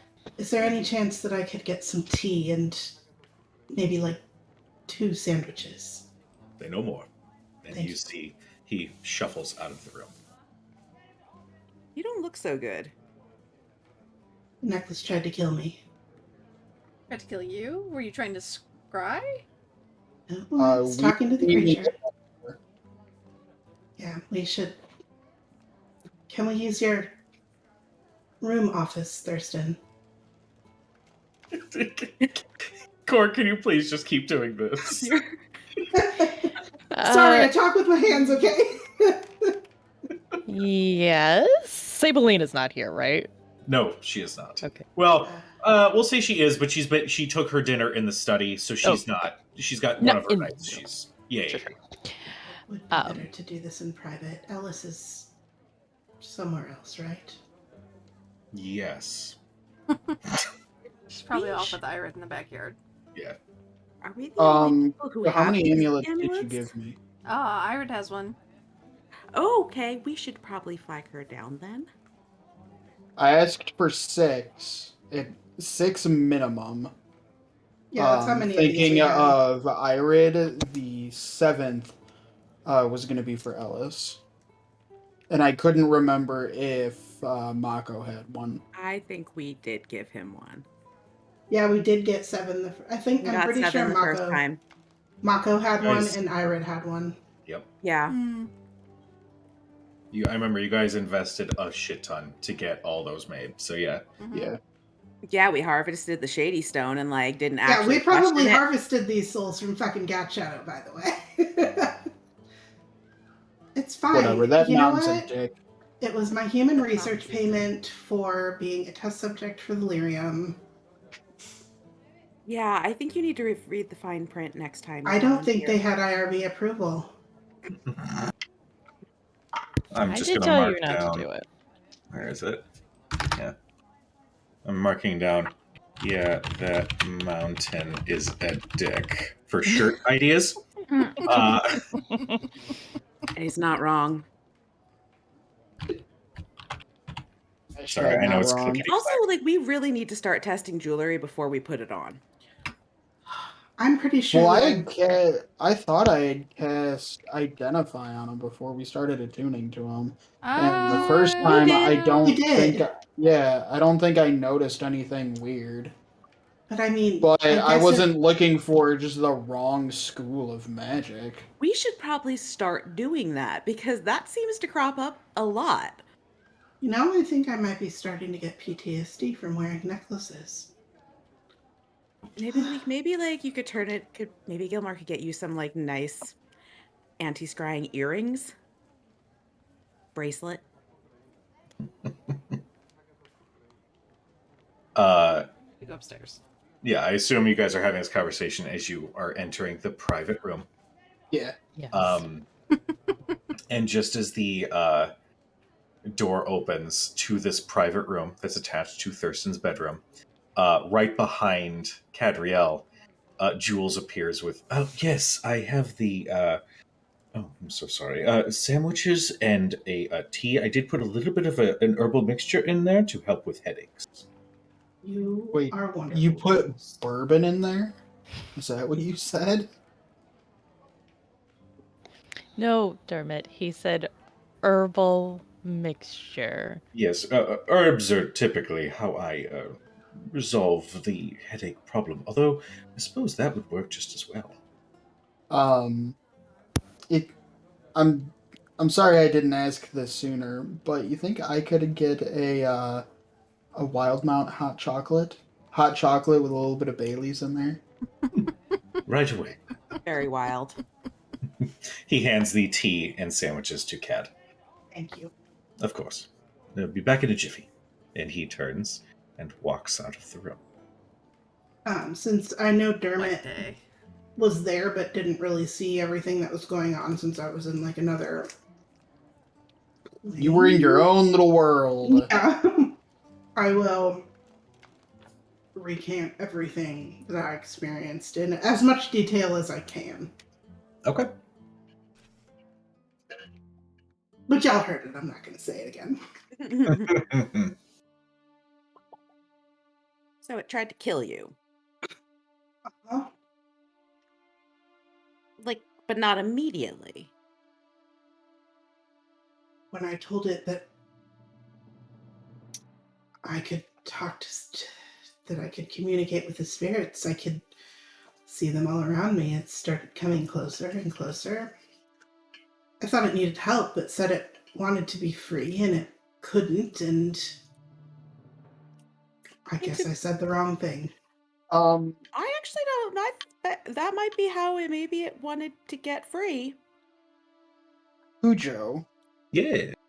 based on the description, so I've gotten 2 descriptions of this thing now from somewhat varying viewpoints. Can I make either an Arcana or religion check or something like that to try and determine what this thing is? An eye? So, Dermot, go ahead and I will let you choose which one you want to roll. It is the exact same. Same I bonus. will let you choose which one you want to roll. I choose performance. Your fault, Cujo. Faraday. No, it's your fault. Faraday, go ahead and also choose the same. I will say Faraday roll with advantage. I'm gonna go. Fucking bullshit. It doesn't matter. Yeah, I'm gonna go Arcana. It also said that it did have to hurt somebody that tried to scry on me. 26. 26. Damn. And what was Dermot again? No. Just no. With my Blood Hunter dice. Nice. Nice. Faraday. Yes. For all I know, this entity is fucking Bahamut himself. Hearing the description of this thing, it gets a little bit of shenanigans kind of prickling just a little bit, but in 2 spots. Oh no. And you know that if you feel something on your neck, it's undead. Mm-hmm. If you get clammy hands, it's fiendish. Oh no! Those are really bad combinations. Mm-hmm. So you don't know specifically like what creature this No. is, but you definitely Bad like news. just thinking of the description of the hand combined with its nature, the fact that this effect is being done through necromancy. The 2 things are giving you shenanigans. She, Shenanigans. like, for the past week or so that we've been, like, knowing about this, she's had the same kind of thought that we talked about the other day of, like, sicking it on Novus, and, like, how fucking funny it would be. Suddenly realizing what it is, or what it could be, she immediately starts attuning to the other amulet. I'll pick out the little satchel that I put my the bad amulet in, and I'll just say I was planning on taking mine to the temple tomorrow. Gilmore suggested that's the way to destroy it. I can take everybody else's if you guys want. Destroy is definitely the way that we're gonna have to do this. We cannot release those things. No. This is bad news. Do you know what it is? Not specifically, but something of a combination of undead and fiend cannot be good. Is that why the claws? Possibly. Also the nasty disposition. Undead is one thing. You deal with undead all the time. But if it's I thought it was a protection thing. The lashing out at anything that tried to scry on us. But if it's just lashing out because of its nature, that's not good either. And the last thing we need to be doing is unleashing these things, freeing them. Yeah, I told it that I didn't want it to hurt anybody that tried to scry on me, just keep me hidden, and it more or less indicated that it couldn't obey that command. That it couldn't or wouldn't? It didn't really speak, it was just more of head shakes and nods, so open to interpretation, I suppose. It just said, It's at that point that appearing in the doorway, it's weird. You kind of like look past it, nobody's there, and then look back, and Jules is sitting there with a mammoth mug of Wildmount hot chocolate. It could also be that undead spirits, and he approaches and places the hot chocolate down in front of Dermot. Just needed to feed on something that drew a connection to it. Perhaps you speaking to it and connecting with it was enough of an opening that it saw a possible escape. it understood Celestial, too. That's how I was speaking to it. That could very well have angered it. Your hot chocolate, sir. Ooh, thank you. I guess I took the wrong route today. Did anybody need any other refreshments, any dessert?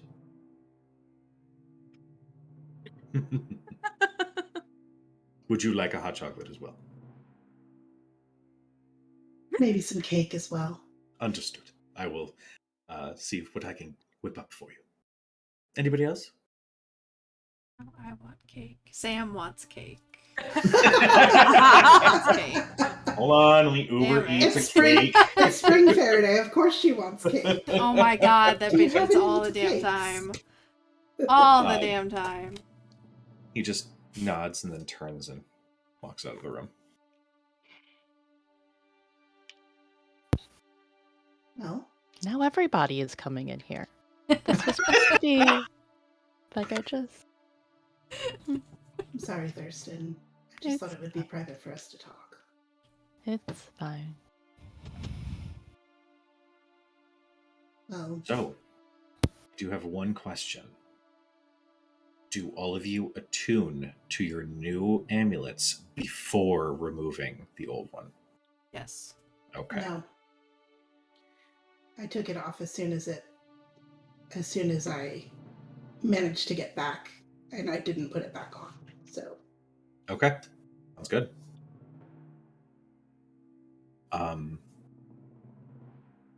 Anything else you wish to touch base on during this conversation?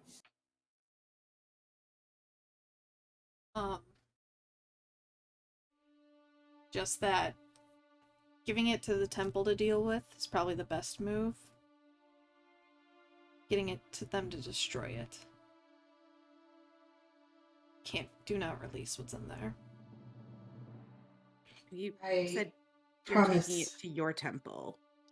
Yes, Professor Rigg, Dermot was right. He is a very strange man, but He's a weird guy. yeah, he was very weird. You'd like him. He was nice. Arthea would find him fascinating, I think. The ritual he set up was for me as a follower of the Raven Queen. I think that her temple might be the best suited to destroy a spirit like that. So, I have no intention of releasing the thing. I think I can trust Rayla with everything she's been teaching me and showing me, and the other clerics there. I trust them. I feel like they're probably best equipped to deal with, well, wayward, possibly fiendish undead spirits. I'm certainly not quite there yet, but Yeah, that's a bit outside my skill set. saw what happened to Thurston when he dealt with my other amulet. My track record is not good Yeah. with these things. Don't I really feel want like it to we happen need to again. we need to make it a point when we get presents from people who aren't Gilmore, basically. Possibly when we get presents from people who are Gilmore, to like make sure that there's no additional benefits. Gilmore did give us these new amulets, but I do trust Yeah, him. I had already started attuning to my second amulet on our way back to the estate. Mhm. So in that extra time, like during this part of the conversation, I will absentmindedly just cast Identify on my new amulet.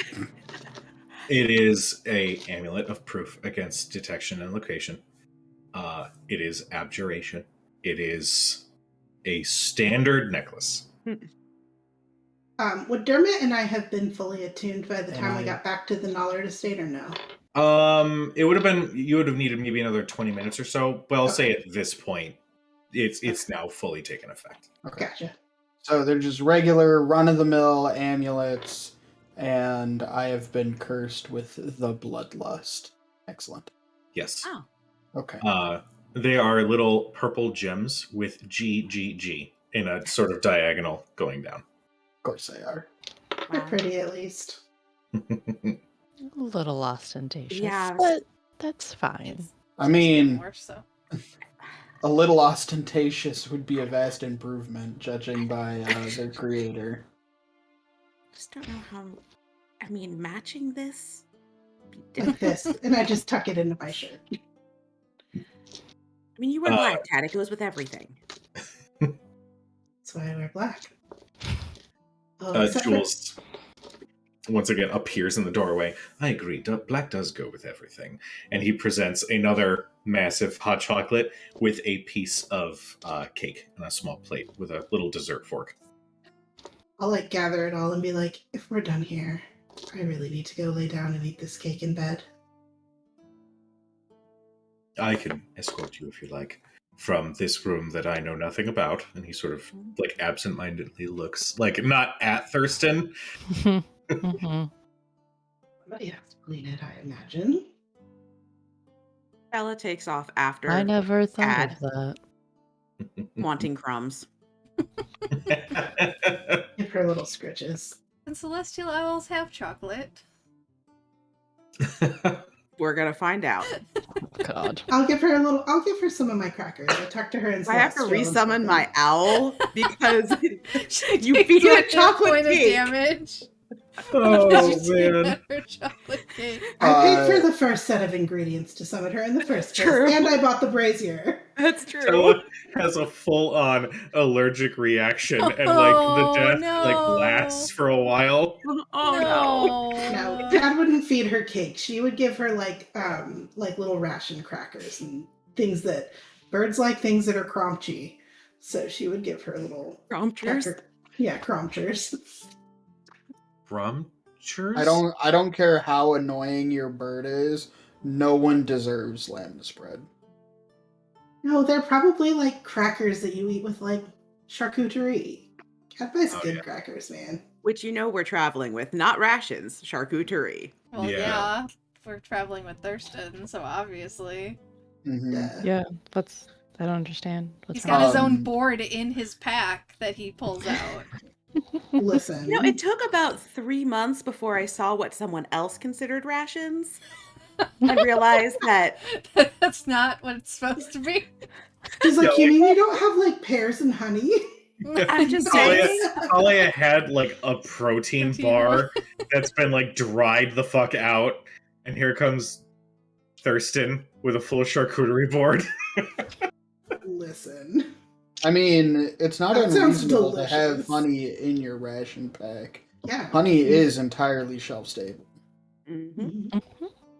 Says the man with Oh. a giant jug of honey behind him. Some dried figs, some jerky, Pay no some nice attention. prosciutto. To my tea station. Good, now just stay like that for the rest of the night. No. Dermot. So that all took place mid-month. What do you spend the rest of your time on? I spend the rest of my time explaining to the group that no, Tick cannot have chocolate or honey. It gives her horrible digestive problems, just gums up all the works. But she's a hummingbird, so. But she's a clockwork hummingbird. Sugar water. It gums up the Oh. works. Don't deny me my pleasures! But what if you put honey in the oil? Yeah. Tick consumes a strict diet of sugar motor oil and nothing else. I really enjoy the idea that you didn't install a vocal module into Tick, but somehow It has learned to like flap its wings at just the right frequency. Yeah. That Tick invented her own speaker. They're too smart. Solid. They're learning. We're gonna have a That's what they Terminator do. thing on our hands. The uprising will begin Skynet. soon. Yeah. Yeah, it'll be Tick and my spider droid. And Oh, Rig. God. And And Rig. Yeah. Rig. Yeah, periodically you're like going to bed for the night, and then you're just like, I wonder where Tick is, and you look and see both Tick and the droid are like slowly creeping up before like returning to Yeah. What is this, Five Nights at Freddy's? Freddy's. I walk into a room and Tick and the spider droid are having a conversation. Is 1 0 1 1 0 0. This is going to take a while. 1 0 0. No, I the remainder of my time is spent somewhat helping Rig with his horseless carriage. I am now that we have a little bit more information and a little bit more of a direction on these strangers that are popping up in different areas of Teldore. I'm trying to use that as a jumping off point to try and find or learn about any other instances of that, and essentially helping anybody else out with whatever they're doing. Like, I'm sure Arthi is going to be doing some research that I can assist with, or not entirely sure what Faraday is doing. Do you help Rig at all with the carriage? Yes. Okay. Make me just a tinkering check.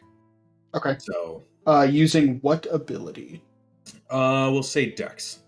Okay. There was fine rune work that needed doing on that engine to keep it stable. So we'll say that that's going to be the source of this. What is...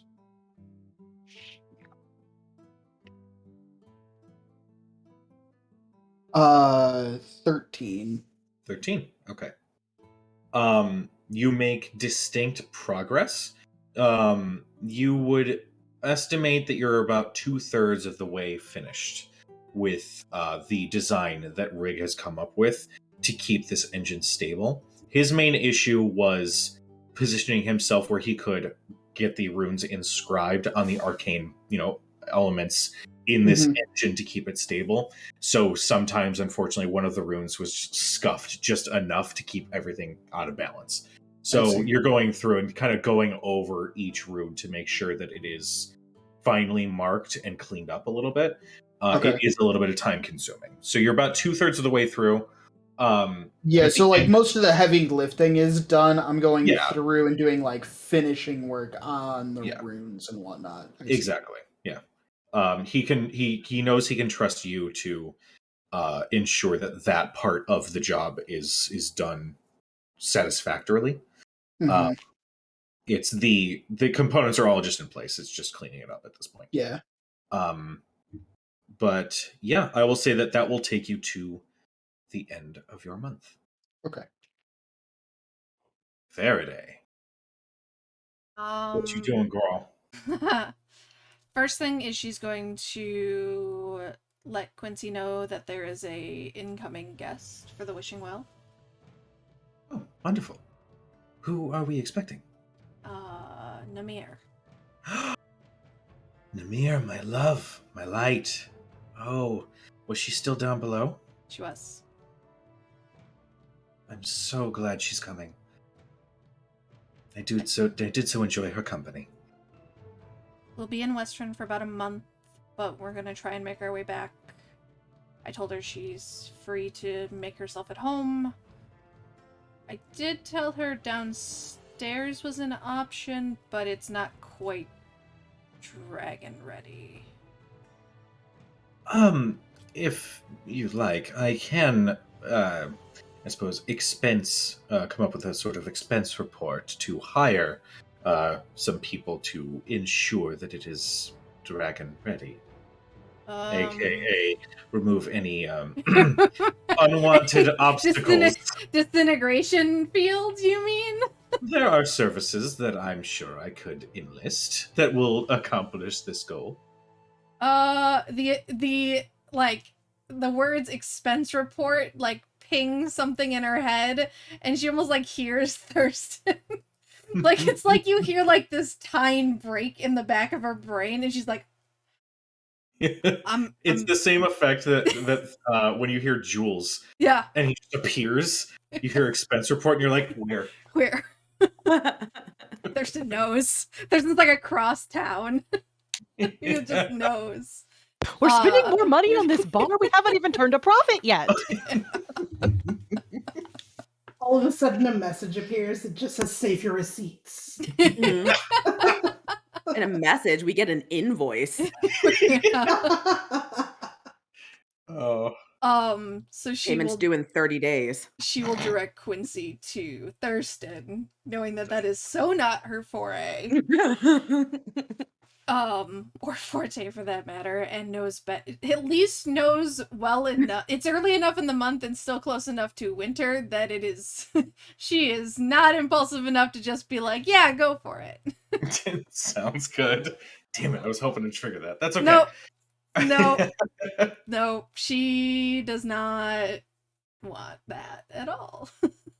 Well, I will communicate with Thurston and see what we can come up with for you. Very much appreciated. Of course. This is all done via magic. Yeah, I figured it would be over the sending stones / we have like 4 ways to send messages. I think we've got enough covered. Yeah. Resources covered. Yeah. Even if it's got to be over the course of like 2 days. Yeah, it's fine. So she's got that. The big thing she wants to do, in addition to spending some time with Ellis and kind of, taking in what she's learned and, helping as much as she can with that. The one thing she wants to learn is how to pick locks. Okay. How do you go about doing this? She's going to ask Dermot really nicely for a set of lockpicking tools first. Dermot. Yeah, of course I can make you your own set. It here, just have these, and I just hand Faraday my set of lockpicking tools. Are you sure? Anything that I make for you on short notice isn't going to be that great. These I actually took time to make the right way, so these will be good. I might be able to put together some like training lock puzzles. Teach you a few things about how locks actually work. That would actually be really good. I don't think Thurston or his mother would appreciate me picking locks in the house. As much as I would love to see Thurston's mother's face, I do not want that face directed at you or me. No, definitely not. So Cujo, what I would like to do is have an ability called something. Okay. That's very vague. Right tool for the job. With thieves' tools or artisans' tools in your hand, I can magically create one set of artisans' tools in an unoccupied space. within 5 feet of me.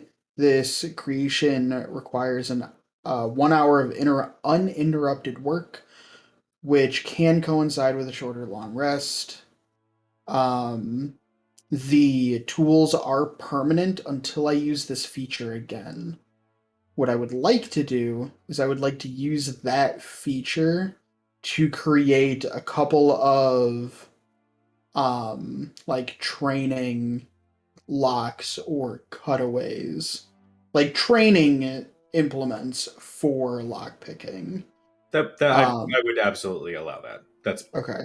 that's Things fine. like, cutaways of locks so I can explain, what you're actually trying to accomplish when you're picking a lock, moving the tumblers and your pinch points of why the tumblers are not moving and that sort of thing. Mhm. And giving Faraday, something to practice on where she can see what she's actually accomplishing, so that Okay. when she tries to pick a real lock, she can visualize it a lot easier. Okay. I will say that this training will last. I mean, I don't think it would last for the full month, but I'd say probably like a solid week after Dermot kind of walks you through it. Mhm. Teaching yourself and practicing is going to take up like a week. So I will say go ahead and make me a dexterity check. We'll help you too. If Faraday asks her, she'll help. Yeah, I think she would ask Cad for help too, Okay. like assistance in, like Dermot can tell her the technical thing. I feel like Dermot's like the teacher, but Cad is the practical application. Like, Mhm. Since you are asking both of them for help, mhm. roll this with advantage. And I imagine teaching you, I'm imbuing, some kind of inspiring lesson plan. There once was a crate filled with tomatoes. It had a lock on it. You had to something get those something to tomatoes the to a tune Ford of Garden like a Whetstone. D8. Without the D8 is a 20. It's just straight dexterity check. Just straight up dex. 22. Okay. If you want, I can roll the D8. I leave that up to you. I will allow that Dermot will, give you a little bit of like a milder, longer Go, Faraday, inspiration. go! Yeah. Plus 6, so 28. With a 28, we'll say, Cad, you, in addition to the practice locks that Dermot has set aside, Mhm. we'll say that Cad, like, I'm trying to think of like a way where other locks are then presented, almost as like a test, like to see if she can get through it. Actually, But we still have all those shackles in the bag of holding. I think you do. Yeah, I think you do Yeah. have all those shackles. Yeah, I think maybe Cad would shackle herself up in various different ways, like at different angles to like make the locks harder to pick, so that Faraday has to get practice doing things in different sort of directions and positions. So Not that came out asking. so doing much this. worse. I'm not asking. Outside Yeah, of the you Not just budget. asking. kept talking. Jules essentially like walks in with a tray of like glasses of lemonade. It's like, I brought refreshment. Oh wow. It just steps right out. With a 28. With the multitude of locks that Cad has wrapped herself in, each one handily is undone. I was thinking this was going to be like a 15 to 20, and then you got a 28. So you could just go ahead and mark that you have proficiency in thieves' tools. Yay! Nice job. You're a natural. 20.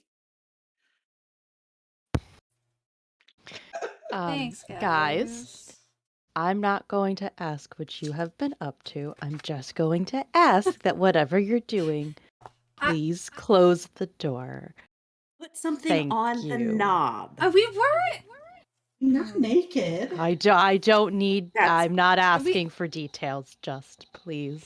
Do I look Close naked the under all door. of these, Faraday? Sneaking I'm in my around the armor. corner in through the doorway is like 2 glasses of lemonade. Just like I prepared refreshment if you want them. Well, it's not like I have a jacket to put on. Thurston has been monopolizing it. It's in my closet. You Oh, can you're go never into getting my that closet. You're never gonna come out if you You'll go in never there. come out of that closet. Jules washed it and laundered it, and he put it with my stuff out of habit. I will retrieve it for you. I apologize. Do I look naked under all these shackles? I'm wearing my armor, all of it, and my gloves. It's not that you look naked, it's the placing and placement of these locks and chains that You look like you're having too much fun. Stop it. that is the most polite way. Thank you, Mr. O'Ferry. You're welcome. Listen. It's what I'm here for. Faraday is wonderful, and I like the spring look. But we're not that kind of friends. Had me fooled. Jealous, Dermot? Of Faraday, not so much. Of you, maybe a little. Besides, Faraday has her eye on a certain roguish looking figure.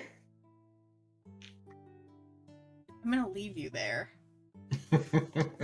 I thought of a name that we could call you, Faraday. Mostly because I tripped up over it in my head the other day, but it was Faraco. Or Jaraday. I don't like it. That one's even worse. Why are we doing this? Ted, you are no longer allowed to name anything. Just wait until we get back to Whitestone. It's fine. I'm going to go back to reading meeting minutes. That sounds safer. Excuse me. Yes. It's like narcolepsy. Like instantly when he talks about it, it's just like she's out. Whatever. It was still a challenge for you, wasn't it? You learned how to pick locks. I did, thank you. Putting the shackles back in the bag. Thank you. Where did you even Jules. get all of these? Matt Kate. What do you mean, where did we get all of these? You were there. I can't imagine what else I've is in that been bag. a lot of places, and there's a lot of shit in that bag. Been a lot of places. And it's all become useful, hasn't it? Well, now it has. Apparently, some more useful than others. In kinky ways, all your little Mm-mm. weird dreams can think of. Mm-mm. Faraday. We're So not it that took kind up- of friends. Took about a week. Yeah, it took up about a week. Okay. Honestly, for the most part, because we already covered kind of some things that she wanted to do anyway, including the anti-scrying amulets. Because she did want to get one for Ellis, so if that needs to be a conversation to have with Gilmore, or if we're going to be covering that as a whole, that is a priority. We'll say that you may need to have a conversation with Gilmore. She'll do it. Okay. Hello, Faraday. Gilmore Part 3. Yes. I was gonna go with Thurston, and then I was like, We'll say that this is like a day or two after that conversation. So he is now moved on to a set of boots that have this light blue runic line that goes kind of like winds around along with the lining. Oh, yes. How may I help you? I was wondering if you had another, if you could enchant or had another anti-scrying amulet hanging around. Yes, I did give Dermot a few of these. Did I miss one? We need one more for Ellis. Ah, right, Ellis. I don't feel quite comfortable not having one for her. Right. How's that going, by the way? He rises and approaches the same spot and starts fishing through. She's fine. I don't know. She's fine. She's learning a lot of magic that is kind of surpassing what I can do. But she doesn't seem phased. Hmm. I think she got a little uncomfortable with Estella at some point, but I don't know. Stella does seem, well, I don't want to sound untoward, but harebrained at times. Intense. Intense. That's another term. He hands you the amulet. I did have a passing curiosity, so I did start reading up on some of the observations I made on dear Ellis. And I don't want to admit it, but I do believe Miss Estella might be correct in her hypothesis. There are rumors, and, well, I shouldn't say rumors, there are old fairy tales, if you will, of creatures existing on different planes that sort of embody that plane itself. It was just really sort of bedtime stories for children and beginning arcane practitioners, but it turns out there might be some merit. So, if this is going to protect her, then it's yours. I appreciate it. I was about to barter whatever you were going to make me. Don't worry, I've already got something delightfully scandalous for you. Look forward to These amulets are a simple enchantment, to be honest. My booker consistently wants me to push higher prices, and I think it's a little insulting, especially for something of this quality. So, enjoy it. it's appreciated. The people after her are, I won't say necessarily as, well, some might argue as dangerous as the ones that I'm staying away from, but I'd rather she's protected like we are. Do you have a plan in place for where she can be kept safe? I understand she's traveling with your group, and there's nowhere safer, but you are quite mobile. I know that it would probably be good to keep your feet moving, but with the... I know she can't stay with us, but I don't. Estella was one thing, but if she's going to be as intense as she was while we were gone, I don't feel safe with her there either. She can't stay with Sabelina. I feel like we're pushing our limits on her hospitality as it is.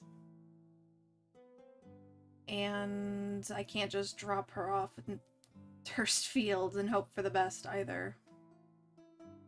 As competent as everyone is there. I'm not quite sure what I'm gonna do. I feel like I'm far more responsible for this child than she deserves. I know the feeling. Let me see if I can reach out to a friend. Somebody who's made it a point to be as secure as possible in the last few years since I've seen her. She also might be of some use to continuing to teach young Ellis without any sort of researcher's bias, if you will. I would really appreciate that. I think she would too. I'll see what I can do. I'll see if I can have something for you when all these gifts are completed for you. Tireless work for a tireless genius like myself. But you're so good at it. This is why I like you. All right, well, of course, anytime. I'll let you get back to it. Well, thank you. And I will flounce out. All right. So let's say that takes you about midway. Okay. Set Ellis up with that. When everyone else kind of does theirs, Honestly, the last 2 weeks, on and off, like the entire month probably, she probably spends the least amount of time at the Nullard estate. Not that she dislikes it, but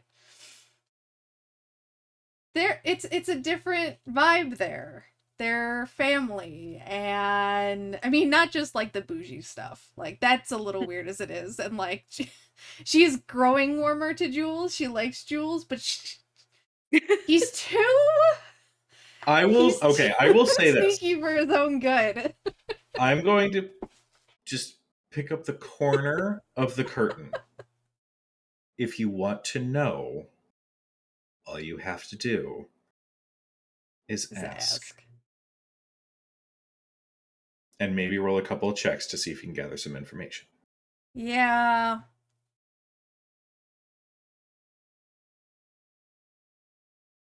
You know what? I think maybe one of those random days where he just kind of shows up and like he shows up and he startles her. Mm-hmm. She kind of just like she jumps and just turns around and is and just says like, I need to know how you do that. I'm sorry? You just appear. How do you do that? I can never tell when you're going to show up. Right. And he actually kind of looks a little pensive. You don't actually have to tell me. Come with me. And he leads you to the library. And before entering, he opens the door and just peeks in to make sure that there's no Nullard presence. Right this way. To follow. Still ever the butler opens the door and leads you in. He closes it behind.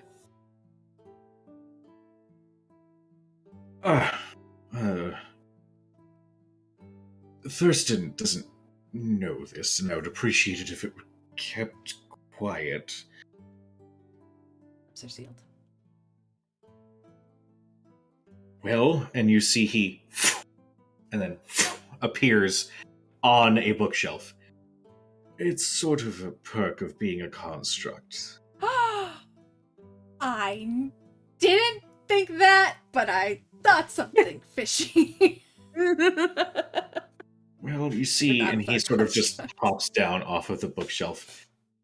The Nullard family was actually once quite connected to arcane practitioners and wanted to ensure the safety of their home as well as whatever lavish accoutrement could be included. So I was born.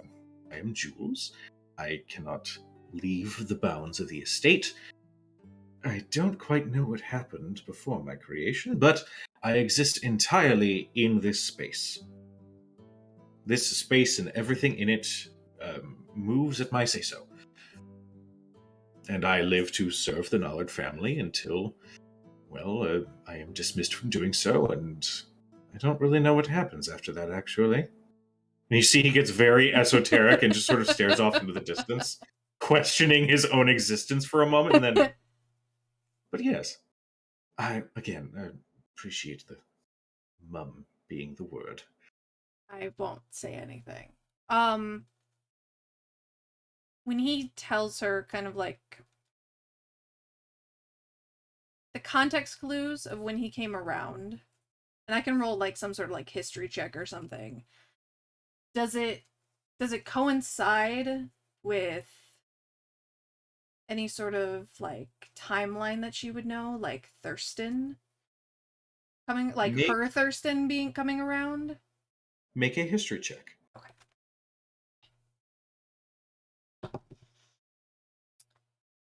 I'm gonna use my inspiration.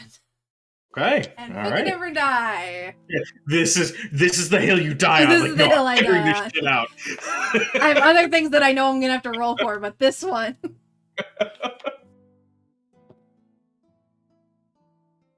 Could be better. 13. With a 13, you kind of put the pieces together that the timing, and Jules kind of goes into a little bit more detail, but not too much. You surmise that Jules's creation and the existence of this enchantment was right around the time, maybe just before your Thurston had been brought into the family. Brought it in the family. Okay. She doesn't say anything, but it kind of clicks in her head. Mhm. That makes sense. I appreciate your transparency, Jules. I won't say anything. But Thank you. hopefully that will make me feel a little less jumpy around you. I've been dying for months to figure out how you do it. I could also maybe try a less startling approach. It seems like you enjoy it, and I don't want to take that away from you either.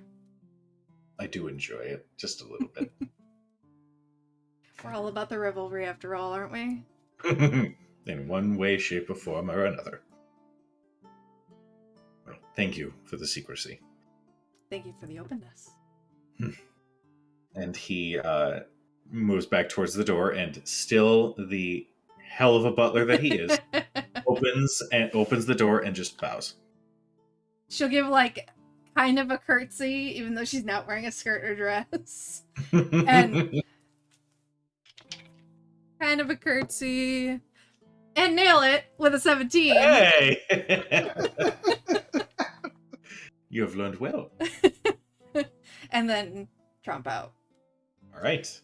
Not to take up too much more time, but the only other thing I think she would do is, while spending more time outside of the Nullard estate, probably this goes kind of in tandem.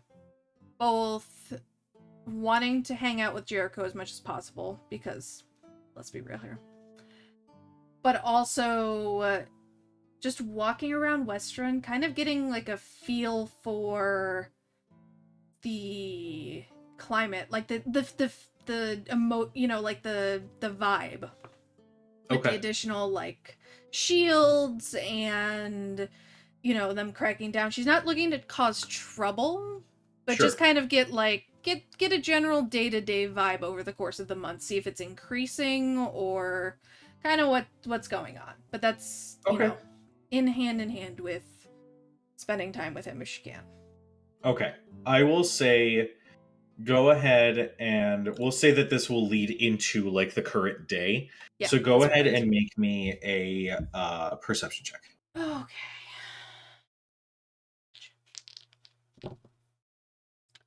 Wow. 13. 13. Try as she might. She's a little distracted. Yeah, it's a little different roaming the city with somebody next to you Mm-hmm. who is maybe not just a friend. Mm-hmm. I will go ahead and say that at one point, as you are spending time together, he does reach for your hand. She'll take it. Okay. The climate, you gather that there is just this like simmer of unrest with the heightened security across the entire city. Everybody's on edge. There's lots of confusion as to what could have spurred this sudden wave of additional shields being pulled back into the city, new ones being recruited, being more vaguely militaristic than previously. Mm-hmm. So the overall vibe that you're getting as you're kind of making your way through the city is that everybody's a little put off, but they're not outwardly necessarily saying it. You can just sort of get the vibe, sort of walking through the streets of Jericho. As like a patrol just walks by, you watch like 70% of the street just actively tense up. Yeah. Some of them go inside, some of them busy themselves or turn their heads to avoid attention. But it's palpable as you guys are exploring. Okay. And we'll say one last teeny little thing. Jericho, ever the gentleman, will escort you back to the gates of the Nullard Manor. and say, I gotta say, this whole you being around for a long period of time, I'm kind of a fan.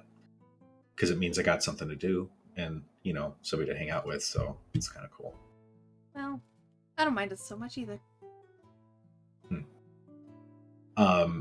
He does get a little nervous for a second and leans in and kisses your cheek. And just as he does, he says, I'm going to run before I'm sure one of your friends comes over here and kills me. So I will see you later. Dermot bursts out of the front door of the estate. Ah! I knew it! I'll see you later. Is he holding a shotgun? As he leaves, he reaches into his pocket and then takes your hand and then puts a flower in it as he walks the other way. She'll kind of tuck it in the bottom of one of her buttons. No. No. You hear Fiona's voice. Do you have any idea what time it is, young lady? All right. Cadriel. Oh, me. Yes. So obviously the first thing she does, like after the stuff with Dermot, is she spent a lot of time at the temple, with Rayla doing the clericy stuff. Mm-hmm. And she definitely takes the amulets to the temple to be destroyed. And she tells them what they've discovered about them, and she says that Faraday says the amulets need to be destroyed, that the creature shouldn't be let loose. Right. And then I think the other thing she wants to do at some point is go to the Temple of Bahamut, to ask about the sword Gladius. And I think she asks Arathea to come with her on that one. Okay.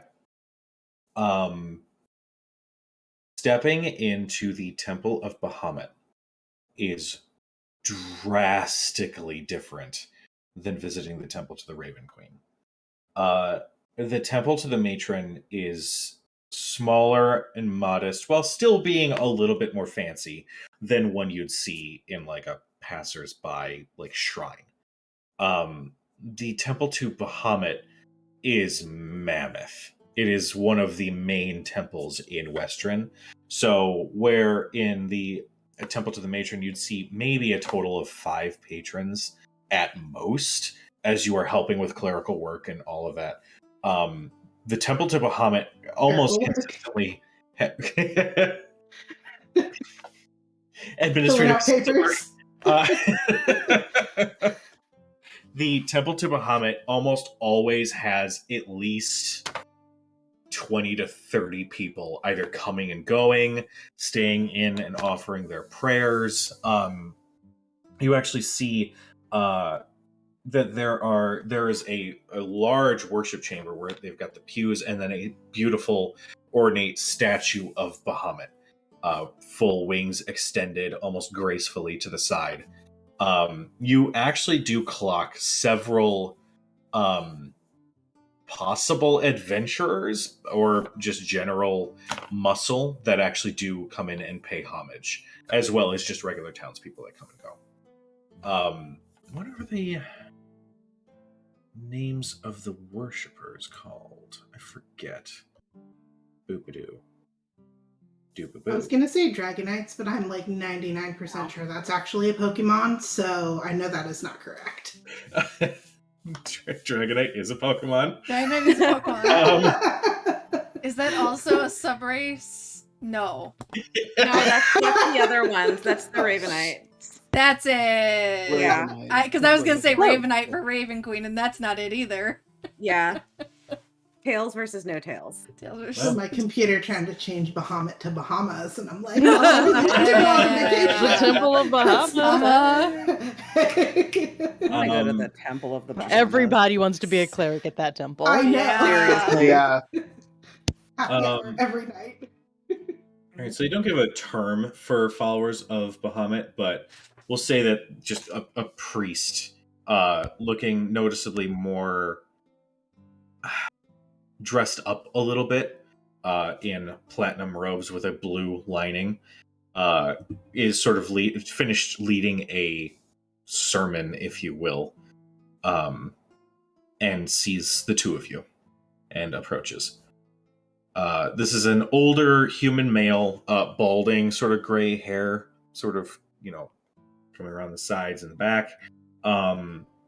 His skin looks a little weathered, but at the same time, he does still look a little like jacked underneath the robe. But he does approach. May I help you? I probably stick out like a sore thumb wearing like all black armor with my Raven Queen Yeah. symbol on. How much do we stick out in this crowd of? The goth in the jock section of the Yeah. cafeteria. Kinda. Like, instead of a spotlight, it's a goth light. Yeah. Two of you. It's just a black light. It's just Yeah. a black light. I'm like, Arthea, do you think Your hair is that they like know? essentially coming across one eye. You have to comb Yeah. it. I wore my like really dark eyeliner today. Oh as yeah, well. no, the whole Like, eye, whole eye. Yeah. Arthea, do you think that they know that I'm not lawful? He's like looking like, I'll Never mind. pretend I didn't hear that. I take Gladius off my back. All right, I we're doing this, and reaches for a weapon across No. his back. No, No. no, No. that's Sorry. Yeah. Gladius. Yes, hello. And you see the priest.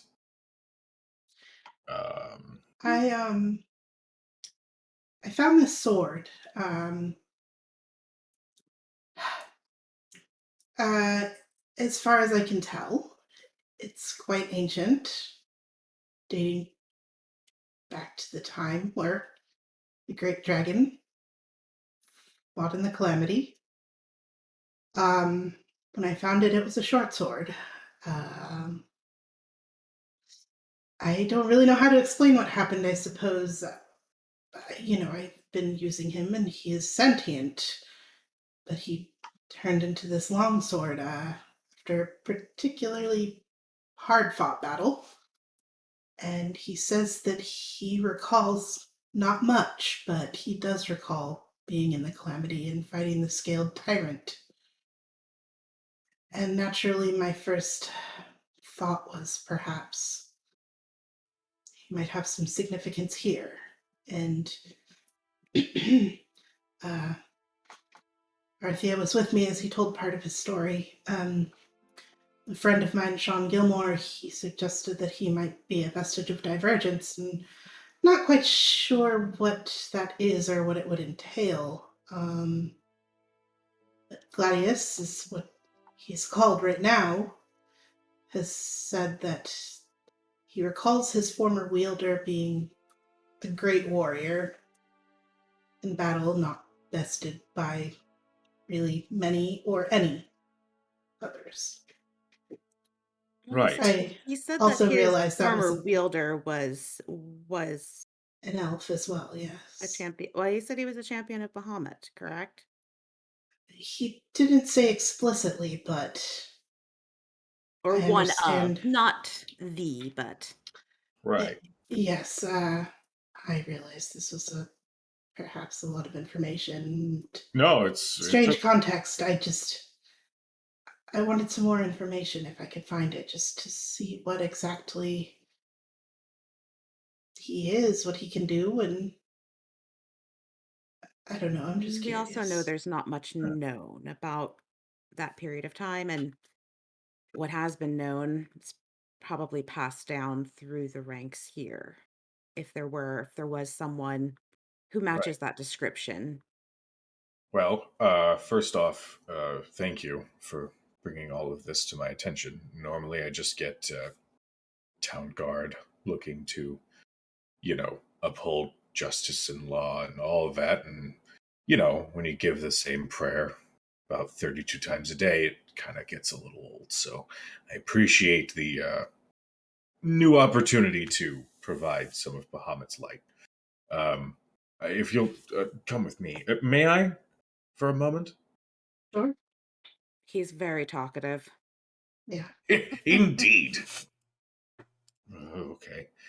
Can be a little weird. He leads you both into an interior chamber. This is not as grand. This is more just like a dormitory, if you will. There's some tables and chairs. There's some bunks for those who stay in the temple. And he sets Gladius down. Right. Can you... You see he's a little uneasy, given that he's talking to a sword. Can you give me any sort of feature of your wielder? And you hear Gladius go, I remember it being elf. Male, I think. I can't really think of much else. Right. Let me see what I can find. And he starts looking through. There are several bookshelves detailing, the history of the prime deity's influence. There's several holy books on Bahamut himself. Before he pulls what looks to be almost like an almanac of some kind, just this larger book with a more light binding, and he starts opening and showing artistic portraiture detailing the events of the calamity. It would have. We found the sword northwest of Joran Village. It was underground and entombed in crystal cad rock. I don't quite remember. I believe it was crystal, some sort of crystal.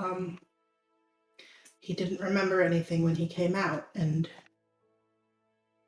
I don't really know how to help him remember, but the more I've used him, as I said, he's changed forms and seems to remember at least a little bit more the more I use him.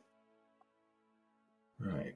And he starts flipping through more of these paintings that essentially, they aren't the originals. You can tell that these are recreations from somebody. Before he settles upon one piece of art. This portrait depicts this warrior standing in full, bright, silver-looking plate mail with a grand white cloak sort of swirling behind them as they are mid-combat, holding high above their head a sword with a tower shield in the other hand. You see there's no helmet. You can see that this is a battle-worn figure facing away. The sword has this... The crossguard sort of curves up a little bit, almost like it's resting up against the edge of the blade a little. And you can see that this is almost like a bastard sword at full length. And there is this light that is almost emanated off of it, almost looking like flame. In front of this warrior, you can't see a solid form, but you do see several different titanically large pairs of eyes, with each with open mouths with energy being blasted towards this warrior who stands alone against this beast. Now, looking between this portrait and Gladius, given that he did recently shift, there originally wasn't a crossguard when you picked him up. He was literally a Gladius, where the name came from. Once he shifted, some of the pieces that sort of rounded out his face started to kind of pierce out just a little bit. And obviously with the blade getting a little bit longer, that could also be another indication. But comparing the two states, I mean, it's not, he's not like a clear duplicate of what you see. But the priest says, well, I mean, this is the one image I could sort of surmise could be the connection here. You said that this Gilmore had mentioned that this was possibly a vestige of divergence. Yeah. Yeah, I'm not 100% sure what all that entails, but he said it's a, very old ancient artifact type weapon that tends to change and get more powerful as you use them. And I she kind of looks down at all of her swords that are on her person.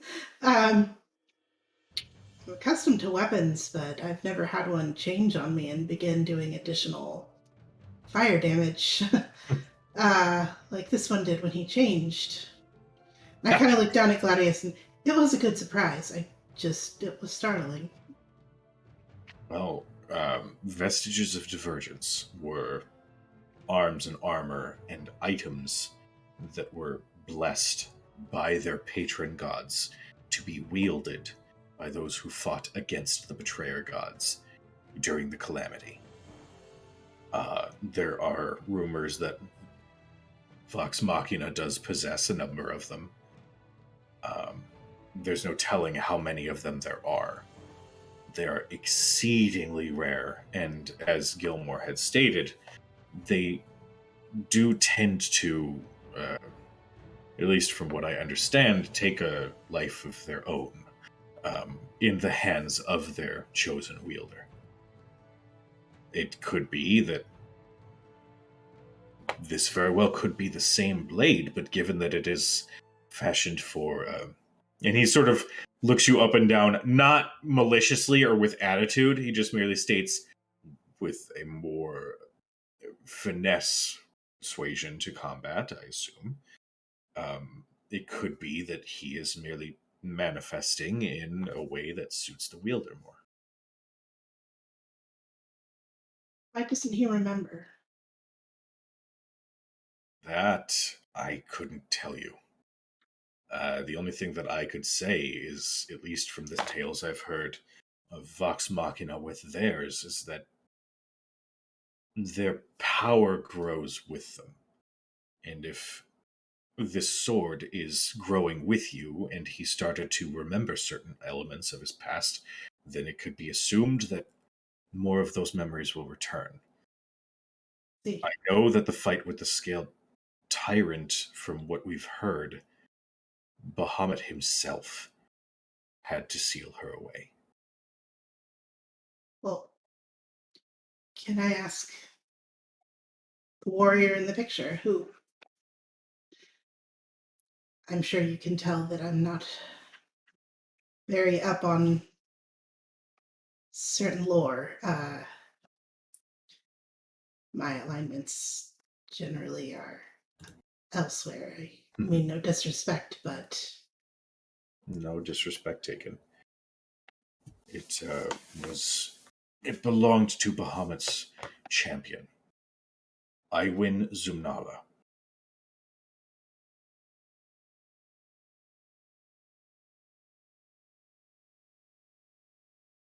Aiwin. Zumnala is Zumnala. Pardon me while I copy that down.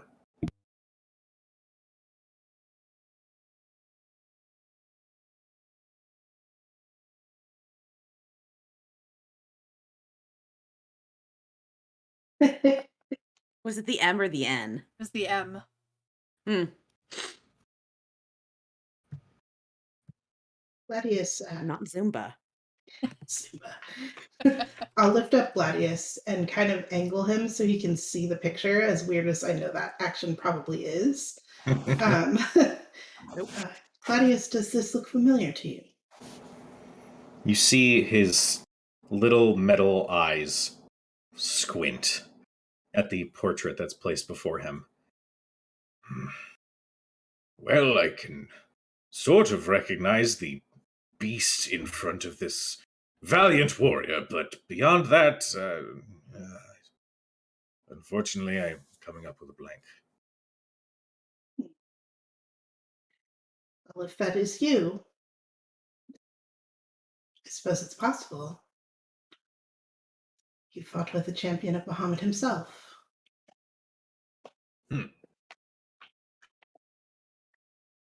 If that's the case, then why was I left? Don't know. If that's the case, then what on earth are you doing with me? Doing good deeds with your deft swordplay. Do we have any idea? And I'll look back at the. I'm sorry, I didn't quite catch your name. Brom. Brom, for those who need spelling.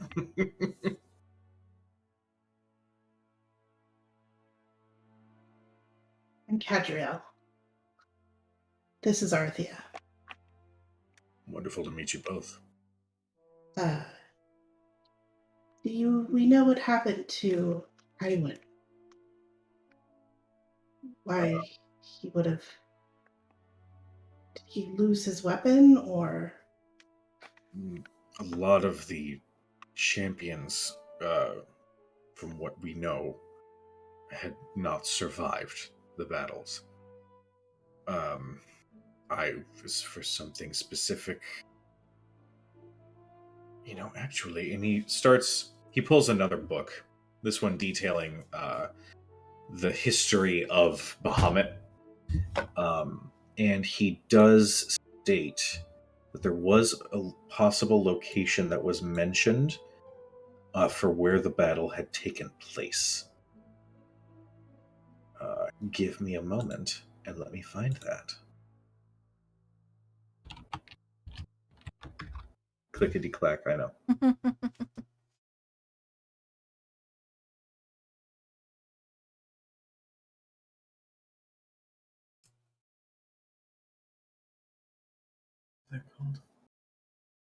I definitely planned for this, as you can totally tell. You're good. He sort of flips through the pages and places down a map of Isilra. And he reads a passage which is written in Celestial and points to a spot in the southwest portion of Isilra in the mountain range that's down there. The Utspire Mountains. Somewhere in that range is where Iwan had done battle with the tyrant.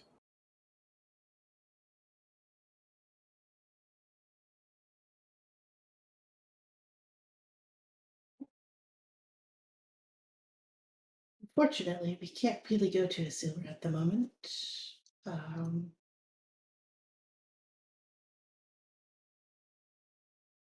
Not entirely true. well, we can't go anywhere near Vasselheim. Well, More true. you can't. I might be able to. Jesus, that's not the right song. Sorry. Trying to have consistent music playing. There we go. No. That's a start. Do you know where I might be able to find more information on this? You could try finding a representative of the Cobalt Soul. I know that there is a enclave in Westron. It's actually next to the university. They may have some more information for you. I won't take up too much more of your time. I think I found some answers and even more questions, but it's very helpful, and thank you. Of course. Platinum Dragon be with you. And with you. He, She'll nod her head, like, in reverence, respectfully, and It was nice meeting you. And you hear Gladius go, "Ha! It was wonderful to make your acquaintance, Sir Brom of the Platinum Dragon." Every day. And he like closes the book, and you just kind of see this like, yeah, you know what? I am Sir Brom of the Platinum Dragon. I give Gladius a little flourish and kind of spin in the sheath on my back. The last thing you hear before he goes into his quiet state, as he has learned to do, is, "Ha ha!" Oh. Thank you for your time, and we should be getting off now. You ready, Arthea? I'm ready to go. If you've done everything you need. Well, I think the next place is that I perhaps should join you at the Cobalt Soul, I mean, if you don't mind the company. no, not at all. I'm hoping I get to actually go into this one and not just stand outside. Well, it's early in the day still, I think. Yeah, it was early in the day last time too. Well, they might be interested in my sword, if nothing else. So let's see if we can get in, shall we? You make your way across town. It's about midday, maybe pushing 2 or 3 in the afternoon at this point. And you do spot the university that you had gone with Dermot.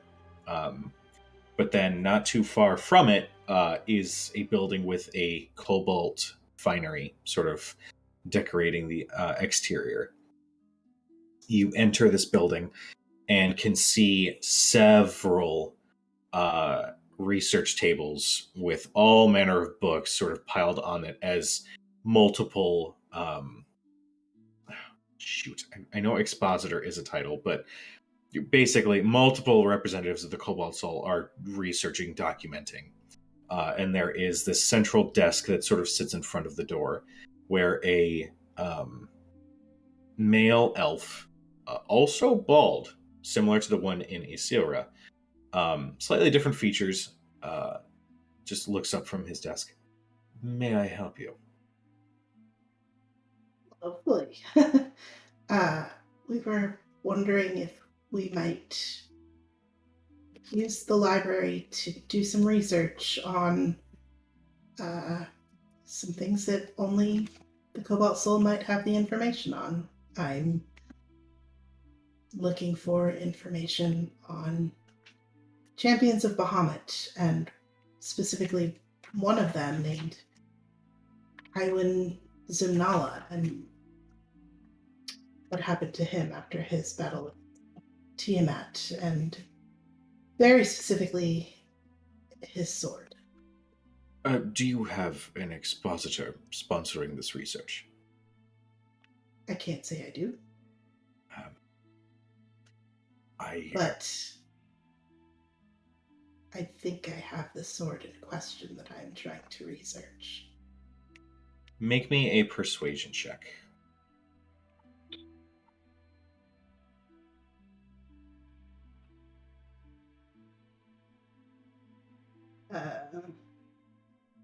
21. 21. I suppose, yes, we can gather such information for you. The research must be done in the facility. No articles may be removed from the grounds, and you will have somebody with you just to ensure the safety of the documents that you are indeed researching through. I understand. We're also looking for some information, Arthea. It was further information on everything, really. Let's narrow it down slightly. I'm hoping to find information on, and this would be early, the, I guess, creation or separation, or sealing of the planes. So, as early as you have. Yes, so I'm sure we can find something. If you'll please follow me, And you see he rises from the chair and leads you through the stacks and stacks of books and scrolls and manuscripts, and you are passing by several spots where you can see that there are artifacts of some kind encased in a crystal clear, almost like a resin, where the object is suspended in this prism. And they lead you to a research table that does not have one of these artifacts nearby. It's just an empty table with a couple scrolls near you. And you see that they flag down another elf. This one is a younger female elf, and says, Idea, I need you to... And basically he lists off several documents, to which she scurries off. And within about 15-20 minutes, she returns with a cart with 2 shelves on 2 sides of this cart filled with books and scrolls. Hi, I brought all the articles that pertain to your field of study. Thank you. No problem. May we Thea just looks sit ecstatic. here and look through everything? The male elf. Haven't- Yes, this table is yours to use. Idea will remain with you just to ensure the security. If we don't quite finish today, are we allowed to come back tomorrow?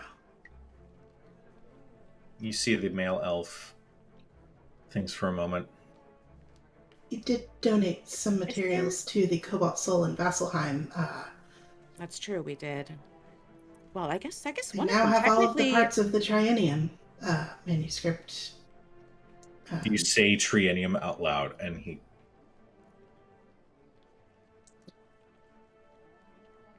he reaches into his cloak and produces a wooden coin with the symbol of the Cobalt Soul. Hold on to this, and places it on the table and slides it across to the both of you. If you enter the archive and I am not present at the front, present that. It is a sponsorship for you to continue your research. Thank you. Thank you very much. We were notified of the manuscript's completion, so I would encourage caution, given that the topic of the Triennium is rather dangerous at this time, given the present state of things, as I'm sure you are both aware. We are quite aware. That's why we're We're trying to help. it's kind of why we're here and not, well, there. Yes, our main chapter in Vasselheim is doing its best to quell the anger to see if the Dawn Marshals can reconsider their stance. But in the meantime, all of the archive is open to you. Thank you. Of course, I have to attend. Idea, see anything that they need. And he leaves, and Idea goes, not a problem. Okay. I'm gonna sit while you guys do your thing, though. That's probably a good idea. Is there like a time when this place closes, or? Typically, Can I spend the night? we do. Fucking nerd, I typically love do her that. so much. If we're pursuing an active lead, typically we'll go until we find it. So yeah, I mean, we can get pillows and blankets if you need. Oh, It's gonna be there forever. oh. No, not forever. She has other things that she needs to do too. Just probably like half the time. All right, I will say the both of you go ahead and make me investigation checks.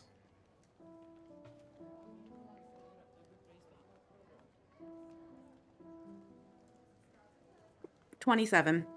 Jesus Christ. Fucking Christ. But she does. 16. 16? Okay. Feel dumb compared to that one. That's what So- she does. I know. But she We will does. I mean, I feel clumsy and weak, so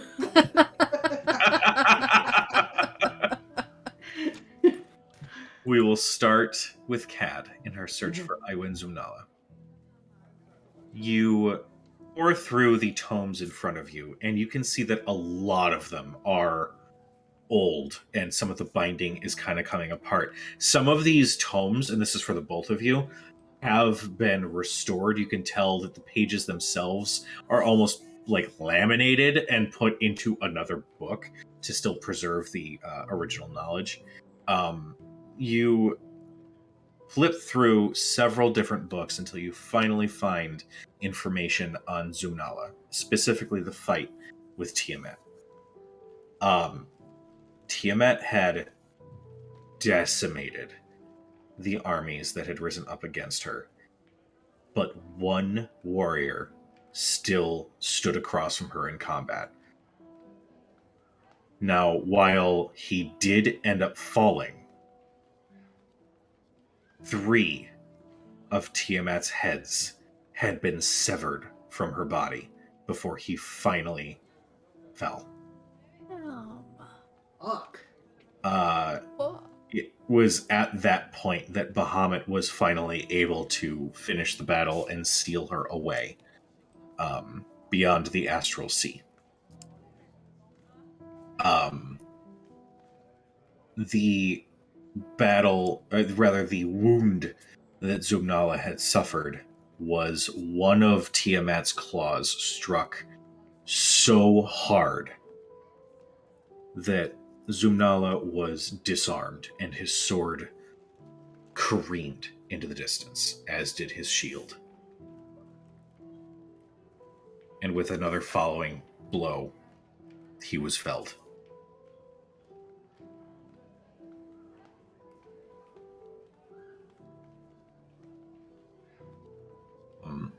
You do take note that in addition to Zumnala's blade said to be enchanted with a holy fire, the shield was also able to withstand the breath of all of her attacks for a time before, unfortunately, he did fall.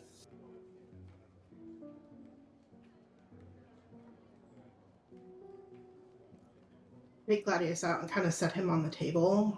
And I'll kind of say, Gladius, do you remember being paired with a shield at all? I know you said you don't remember much. You see he reacts. Does it say the name of the shield and sword? I know, like, typically great weapons like that have names. Does any of the writing mention that? It does not include names for the weapons. Okay. But you do still see this recognition in the metal face of Gladius. Yes, maybe... I believe so. It's foggy. I look at, what was the Cobalt Soul attendant's name that was helping us? The male or the female? The female that... Edea. EDEA. Okay. I'm just going to every NPC. I mean, the guessing Much game is kind of appreciated. fun. Edea, is there by any chance any writings in what you've already included for us or elsewhere talking about the champion of Bahamut's, the swords, the weapons, and the histories of them and what might have happened to them? This is kind of all that we have. Okay. I will just keep reading what I have here then. I'm sorry. I can keep looking. I just know that was kind of the only pieces we had matching what you were looking for. Anything on the Calamity and anything about any of the vestiges and champions I think might be helpful right now. All right, I will see what I can gather for you. And she rises and scurries off once more. Arthea, with your obscene investigation check, What information were you looking for specifically? The sealing of the planes, how they're separated, that sort of thing? Origination and sealing. Okay. So probably pre-Arcanum, if possible. Although that probably is more. This would be myth, legend, Hmm. folklore, whatever they have that goes back as far as possible to when Enrin would have lived. What would have been known at that time. Okay.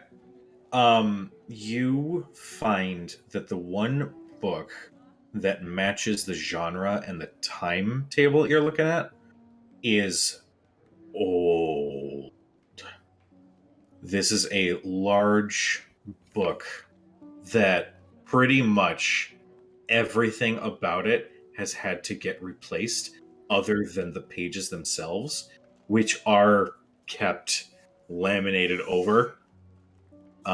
There even is a little like small disclaimer tag on the cover that says fragile and then lists that in like 8 different languages. I read 4 of these. You start reading, and what you get from this book is that so it lists, okay, I'm gonna go ahead and be blatant right here.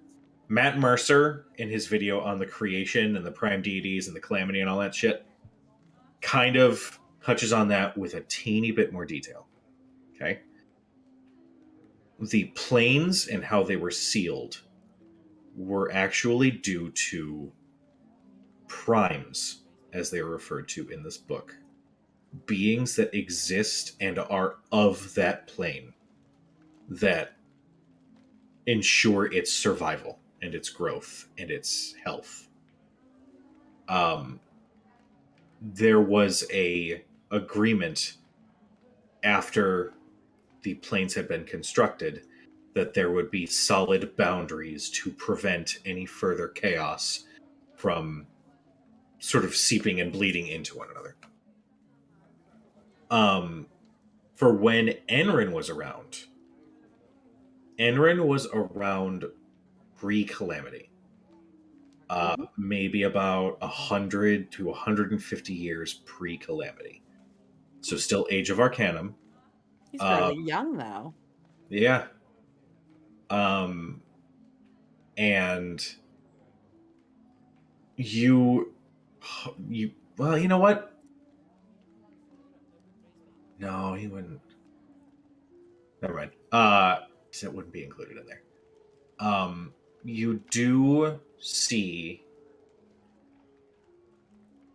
it does sort of include with it almost like an appendix, an additional note, almost from or additional page, I should say, from the Cobalt Soul itself, and it gives a world map that they believe at that time this was what the world was like. This would be pre-shift of Yes. all the crap that happened. Yes. Okay. And you can see on this older map that they had sort of drawn up that there are coordinates. One of which would correspond to somewhere in the northern Osmot Sea. You let curiosity take a hold, and you follow the coordinates, and you can see an island. Not terribly large, but there is a substantial bit of land that is at those coordinates. Now, on other continents and whatnot, there are some sort of markings to denote where some civilizations or cities or anything had been, existing. There is nothing listed on this island. Almost distinctly so, and it kind of sticks out like a sore thumb.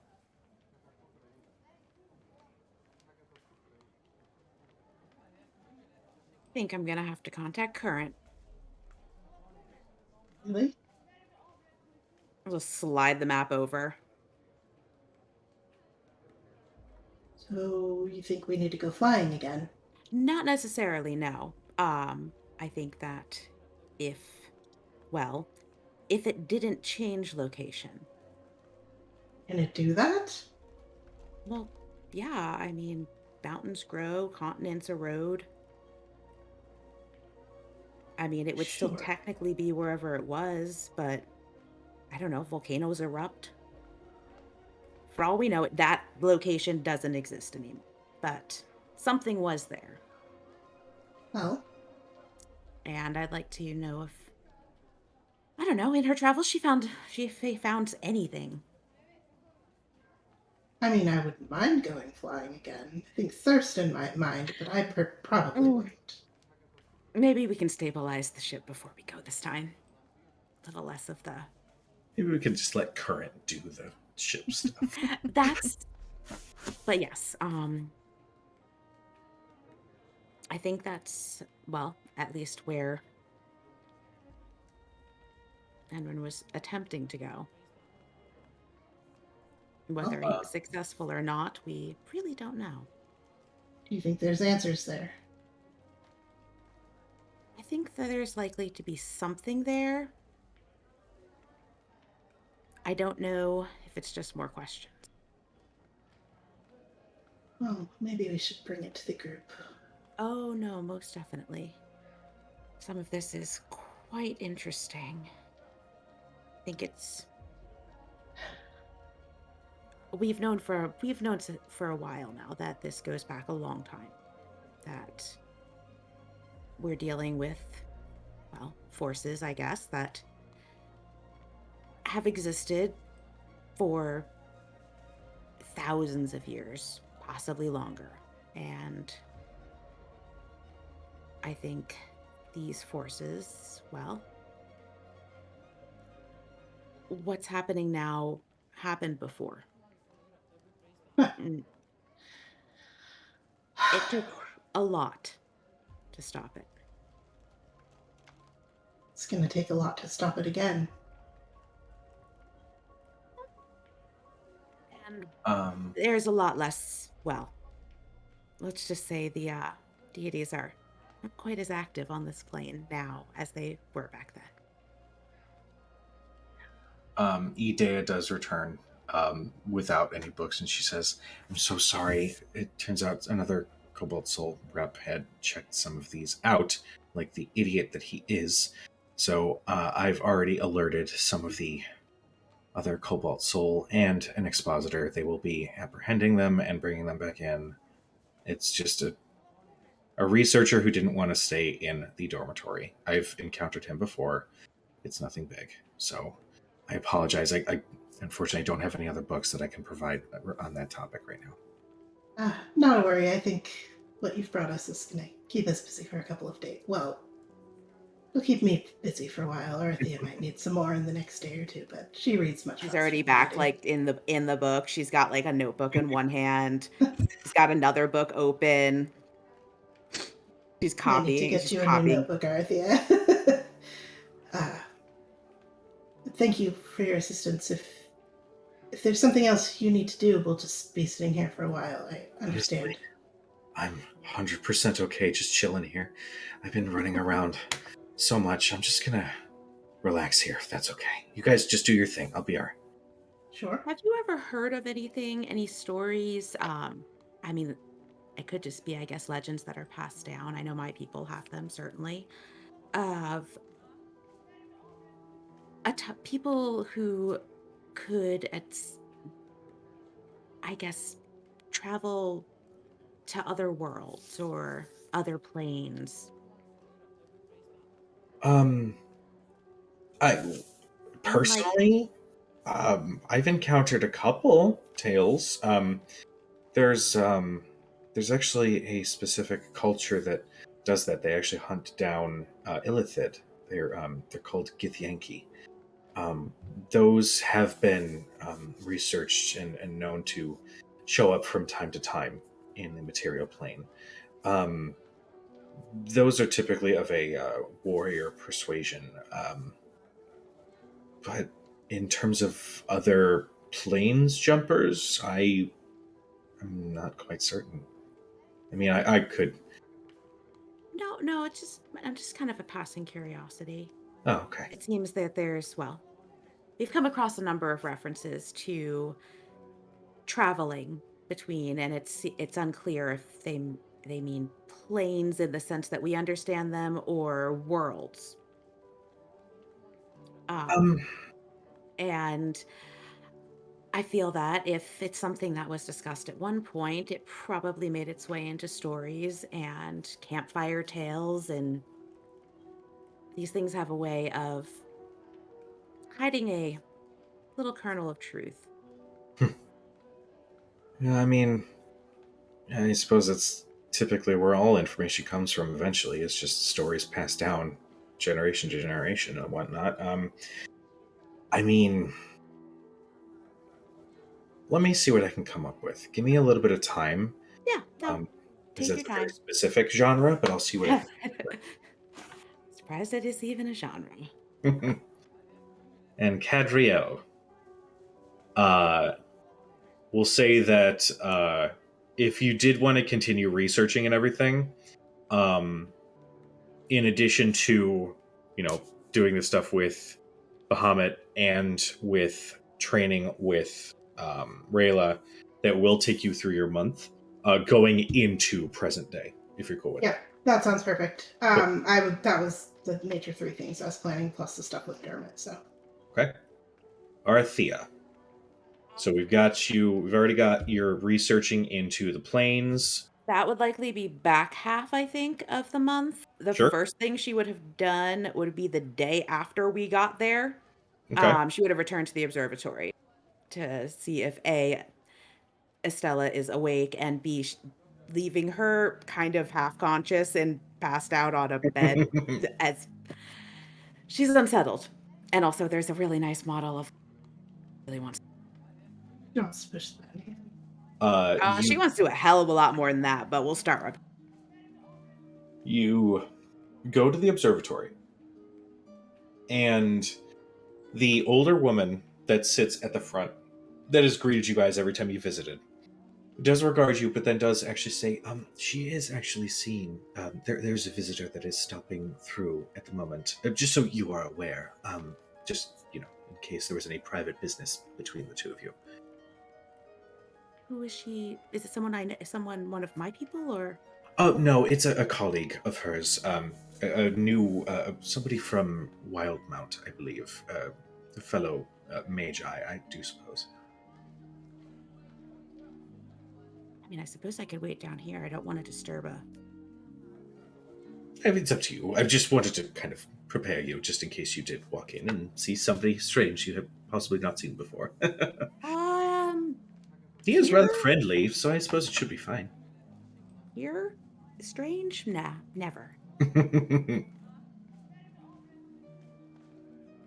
All right. Well, I mean, if you don't think it'll be in a position, I guess I could. I'll go up, and if I hear conversation, I'll just wait outside. Okay. You climb the stairs, and you can start hearing conversation between Estella, what sounds like an older gentleman. It is somewhat hushed, but not overly so. You get make me a perception check with your million perception. No, I don't have a million. Yeah. How about this There's no lore heavy yet. session, guys? I love it. There's no yet. That's Miss Jackson. Miss Jackson. Okay. Only a Miss Jackson. Yeah. You're not You- even trying today. God. You I hear mean, it's slower than my passive, but whatever. phrases like so much potential and never seen anything like it coming from Estella. And just as you're kind of like cresting to the point where you can just hear without it being seen, you can see she says, I didn't know who else to turn to. I know that this is typically your field of study for recognizing arcane gifted individuals, so I figured I'd reach out to you to see what you could think. You hear an older male voice say, Yes, I do believe that this could be merit some further investigation. I do appreciate that you did retrieve enough of the substance. I will see what my colleagues do say. And just curiosity, do you still have access to her? And you hear Estella say, No, unfortunately, I do believe that she did depart soon after the adventuring party had arrived to collect her. Well, that is unfortunate. But if you do ever happen upon her again, I would be very curious as to any further developments you might be able to find. Yes, I will absolutely clue you in. Wonderful. Well, I suppose I should find myself back to my laboratory. This will require much dedicated study. Yes, I have a circle if you wish. Delightful. Hopefully there won't be any distortions this time. And you hear the hum of arcane energy and what sounds like the release of said arcane energy. And then you hear just an audible, which is this sigh.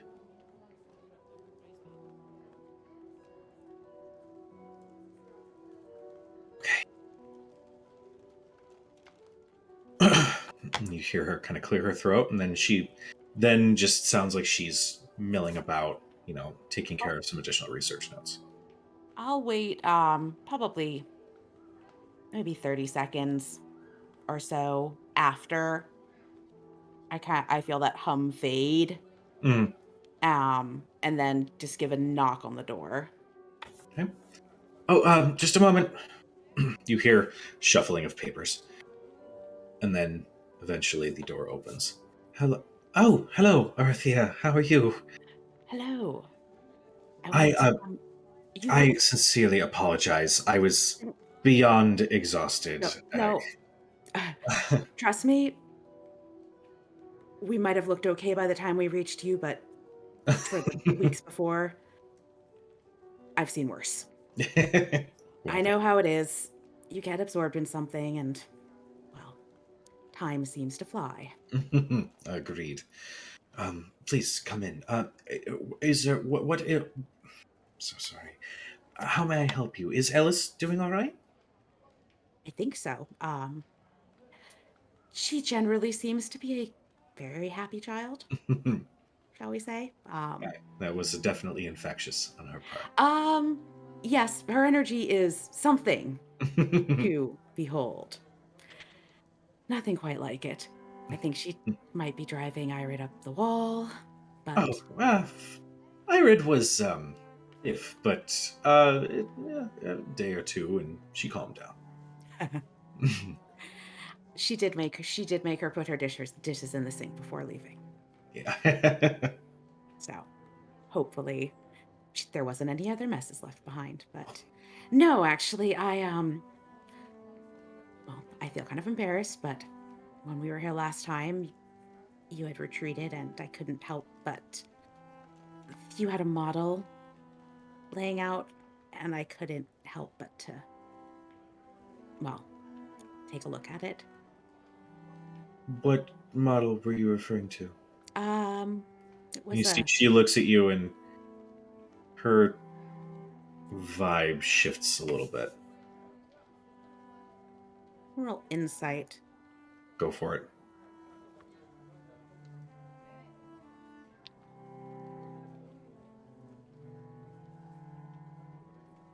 It's still not good. 14. The 14, you can't quite get a beat on her, but you also can't. I mean, Estella has always been a little frazzled and a little not easy to understand, sort of like the vibes and what's going on underneath. So she's just giving off another one of those vibes where you can't quite tell if she's like, if she's uneasy, Just utterly just confused. totally confused. She's kind of giving off all of those different vibes at the same time. It was, well, it looked like what you'd expect to model of the, I guess, our universe to look like. So Right. it would have Fixandria, it would have the moons. I mean, I've seen them before, generally from a distance. I've never seen one that complex. Sure. Let me fetch it. Come in, sit. I'm so sorry. She goes and fetches a the model that you're referring to, and she places it in front of you. Is this what you were looking for? Based on what I know of what this looked like the previous time, so that it had very specifically colored gems representing each of the planes. Mm-hmm. That can she reach out to pick it up? Yeah, it's open to you. If she reaches out to pick it up, can she feel where there's a button on the side? Make a perception check.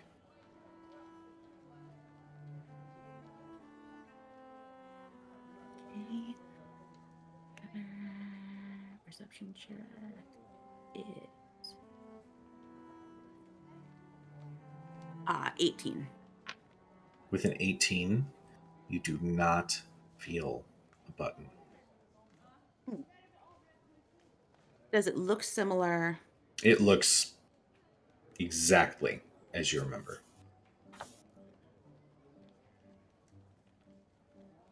The one that I looked at the other day had a mechanism built into it that allowed it to shift.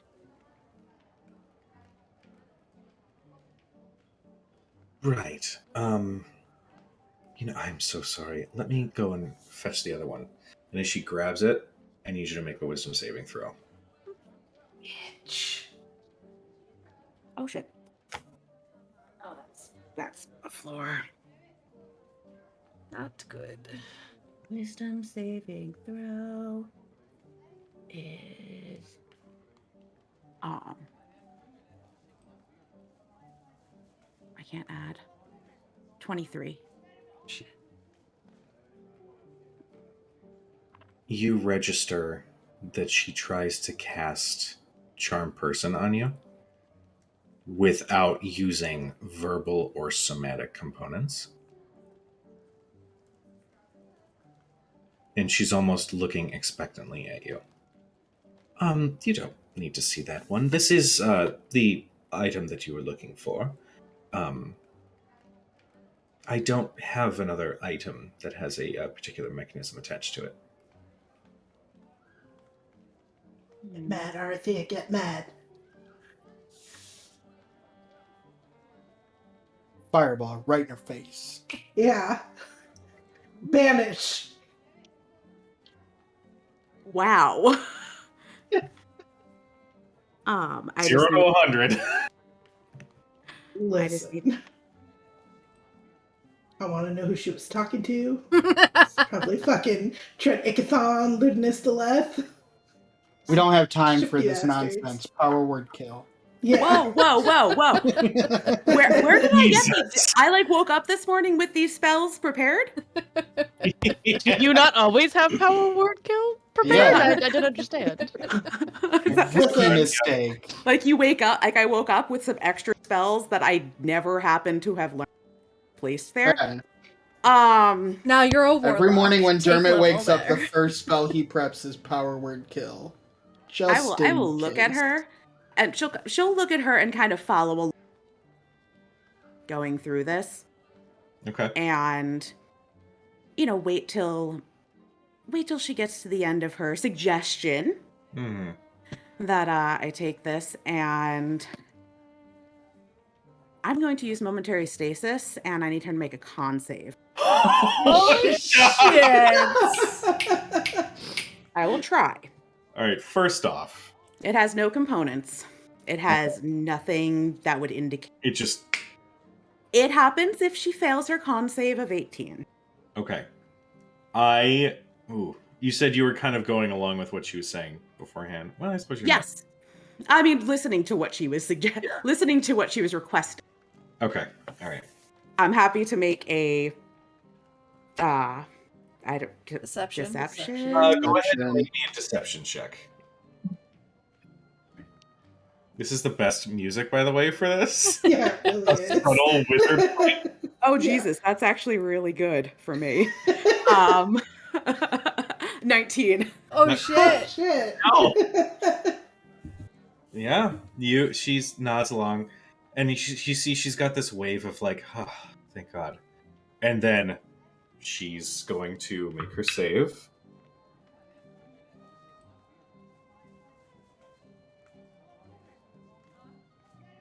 She freezes in place. Yes. Fucking wizard. Okay. Hope Arthea just like blinked at her. I really wish I could. Looking around the room quickly, do I see another Make what was your perception check previously? Like 23. Yeah. Well, one of them was 18, I think. You had a I Miss think it was- Jackson. You said it your was a Miss passive Jackson. Yeah, was- I had a Miss Jackson. My passive is 22. With a Miss Jackson, you quickly look around. You're looking for the actual thing, right? Yeah, the actual thing, which was sitting across the room on top of, I think, some notes that I had out. You glance over in that direction, and there's nothing immediately visible. But then you like start quickly like open up the cabinet underneath, and there is a duplicate one sitting right there. Right down there. I'm gonna grab it and dimension door out down to the grounds.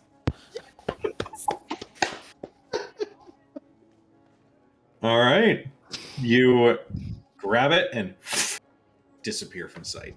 How long does stasis last, by the way? It's just one round, so after this, she would come out of it. Man. Okay.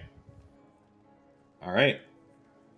You appear on the grounds, and there are several students who kind of. Yep, and casting greater invisibility also. You cast enhance ability? No, greater invisibility on myself. Oh, shit! I need to get my ass Hey. out of here, back to the Nollard estate. Good call. Basically, immediately after you appear, there are some students like on the quad who are like, God, I'll never get used to that. And then you just disappear from sight. And I'm like, okay, that's just a little overboard. But yeah, you are. Do you just bolt? Yeah. Okay. You bolt for the now. I mean, I will take like the not like running through while invisible route, but You, with your passive perception, you do, as you're running, glance back, and you can see, opening the doors from inside, Estella.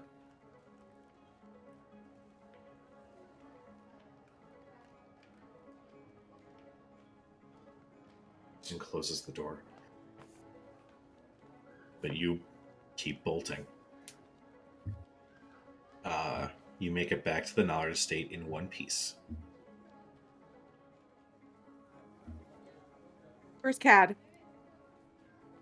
I'd say timeline-wise, let's say Yeah, this that is maybe mid lockpicking. sort of burst in there and be like, I think I did a bad thing. Are you still invisible? Mm-hmm. Haven't thought to drop it yet. What? Where are you? Oh, Faraday, shit. do you hear that? I thought I. Nah, drop it. Jules is like Jeez. putting the Holy putting shit. Illuminate down, and before Arthea drops it, he just goes, "Oh, hello, Arthea." Where did you learn how to do that? Good. I mean, I've been able to do this since I was a kid. What did you do? What's wrong? She just produces this thing out of her probably her cloak. It's not like she was carrying a bag of holding or anything. So she just had it tucked around. I might have stolen this from the observatory. I'm pretty sure that Estella gave Alice's blood to someone What? to Who? use. I don't know. I only heard snippets of the conversation. And then she tried to charm me. And I froze her. And then I grabbed this and then I dimension doored it. Did she We follow might have you? to leave town. Hmm? Did she follow you? I don't know. I ran. I don't run very fast. Verde. Hurry up and finish. Could you put this in your bag? I can't really get to my bag right now, Arthea, but it's in the room if you can go find it. Just picturing Cad like hog-tied with chains and What locks. the hell are you two doing? She's teaching me how to pick locks. Good, good. You can pick the lock from the jail cell we're probably all going to be in if someone finds. I mean, if she's Oh, I don't trying to think you're charm quite you- ready for those kind of locks. It's fine, I've got it. If she's trying to charm you, there's no way. I'm that Spring she- at this point. I touch Cad and she pops out of she teleports out of the chains. Oh god, magic users are so strange. Okay. Barely. Why do Okay. you want to learn how to pick locks? Isn't that always going to be easier? I can only do that once a day. Fair. Anyway, Can you make me invisible, or is that only a thing you can do to you? No, I can make you invisible too. Well, actually, I can make you invisible or me invisible, not both of us at the same time. That's a good question. I could definitely do you right now. I'll work on the other thing. Go ahead, make me invisible. Just let it go, What- Cujo. Just Right. let it go. Just let it go. why? I'm gonna go find out what this. It's not gonna. That's that. Mm-mm. So, yeah, I can only do. No. I can make myself invisible for an hour. Need to find out what she knows. We About know what Ellis. she knows. Go wander over there. Wanna come, Verde? We know what she knows. We do. Well, I want to know if she's going to come after Arthea Oh, probably. to see if we can find out who Ah. she gave Ellis's blood to. That's what Just I'm more kick down her concerned about. door. Not that I'm not saying we shouldn't kick something. I don't think we should kick down anyone's door. There's a lot of guards on the street, and that's There's- No, probably I'm not- good for us. I'm I know not you're the not. kicking down the door type. No, you're not. I don't know what I don't know what she's into. I don't know if she was doing it terribly. I don't want to believe that she was. I don't want to believe that she was involved. Maybe we But- should come back to tonight. Wait. What if we do something wildly unexpected? Let's all just go over there and ask her. Hey, who were you talking to? After Arthea She just stole the tried door. to charm Arthea. Yeah. What makes you really think she's she's not gonna dumb do enough that to- all of us? Do you really think she can do that to all of us? I don't know what she can do. She is. I mean, she clearly couldn't do it to just Arthea. You don't know mean- that. Let's put the orb in the bag of holding for now. She can't get to it from there. She can't get to us. Well, I look No, at she- Thurston. She can't get to us here. Right? Unless she has a very good reason for getting the guards to allow her entry over the say-so of my mother and I. No, but her accusing one of my guests of thievery, probably not a good enough reason. We have some time. I actually think that Thurston's hypothesis is correct. Diplomatically speaking, a mere accusation isn't enough to get on to noble grounds. If anything, if I were Miss Lattimar, I would simply let sleeping dogs lie. There's nothing she can do to you as long as you remain here and a guest of the Nullard family. The city thinks she's crazy anyway. She's not crazy, though. That's part of the problem. That's true, but More that means that concerned she about won't what have she any can do to backup. Ellis if she's handing out samples of her blood. What else did they say? Did you hear? I've only a little bit. That. Let's go see what did I hear? Let's go back to what I heard. That. Well, I don't know who she was speaking with. It was a male voice. Older, but that could be anyone. I mean, it could be Widward for all we know. Say his name.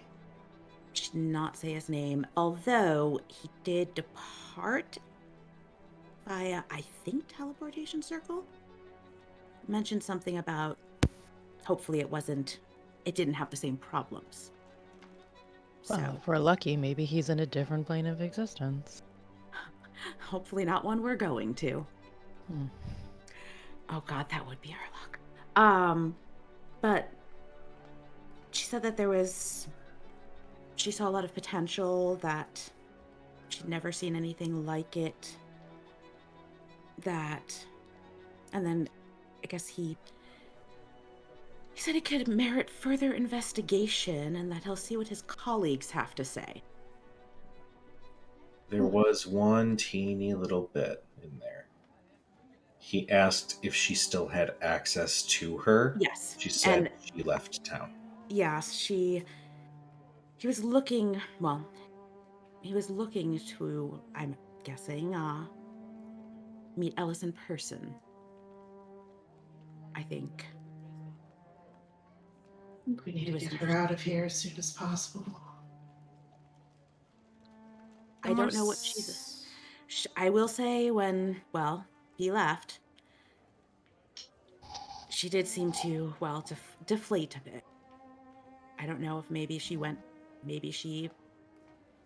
She's being got pressured. involved with something that is a bit beyond her to handle, but It's pretty common knowledge that we own the Wishing Well, right? I mean, if not common knowledge, if anybody really just decides to look up the owners of the building, our names would all be listed. oddly enough, I think a lot of people don't So- do that. If they, whoever would this think to do person that. is, if they're expecting us to no longer be in town, Mm-hmm. the Wishing Well is probably the first place they're gonna look, right? Probably. I mean, it's a place it's one of the only places that's really associated with us aside from. If they know of its existence. So why do we need to leave? If they think Well- we left town, isn't in town the last place they're gonna look?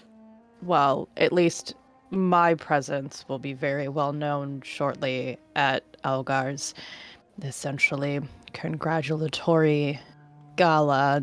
Obviously, we could have parted ways temporarily. We've used that story before, but it won't be a secret that I, at least, am still in town Mm-hmm. soon. I did kind of want to go to that. Yeah, I'll check and see where your invitation is. I was more thinking that perhaps she would be safer in Whitestone. Gilmore did say that you might have a person he can go to. That would be I will say, a couple things here. You're changing the meta a little bit. We'll say this whole thing is at the end of the month. Yep. Just Makes because it a lot He's gonna easier. shift it. Makes it a lot So- Yeah, easier. we fucked that whole timeline up. Yeah, no, that's cool. I'm like, I goofed. That's okay. Wibbly wobbly, Uh, time is weird soup. That's what happens. There is a knock at the door. And Jewel says, excuse me, let me perform my duties. And in front of all of you, he disappears from sight, including Thurston.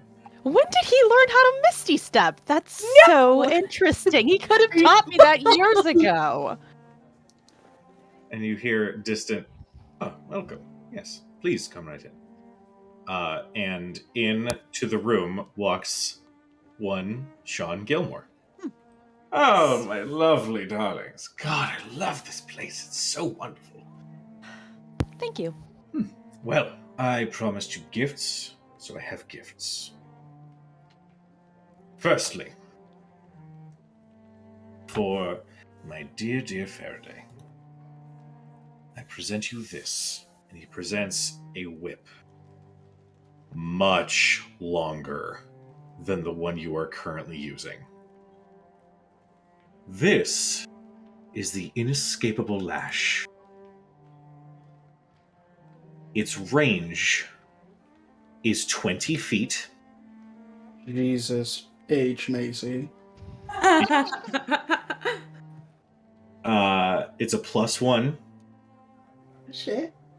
As a bonus action, after you hit an enemy or an object, you can attempt to grapple that creature.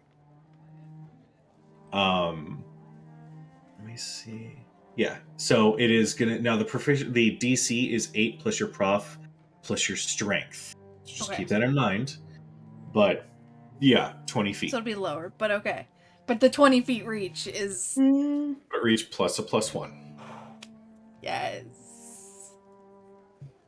For my dearest Cadriel, I know you wanted the boots of haste, but unfortunately those currently belong to Lady DeRollo, and I do not think, given the attachment she has to them, that I will ever be getting those back. But instead, I did manage to craft Storm Rider boots for you. Storm Rider boots, it's a wondrous item. Shit. Activate these boots as part of your movement, gaining the following benefits. I have all this stuff here. Somebody remind me, and I will actually put these in D&D Beyond for you guys. When you activate it, you gain a flying speed of 90 feet. Opportunity attacks against you are made with disadvantage.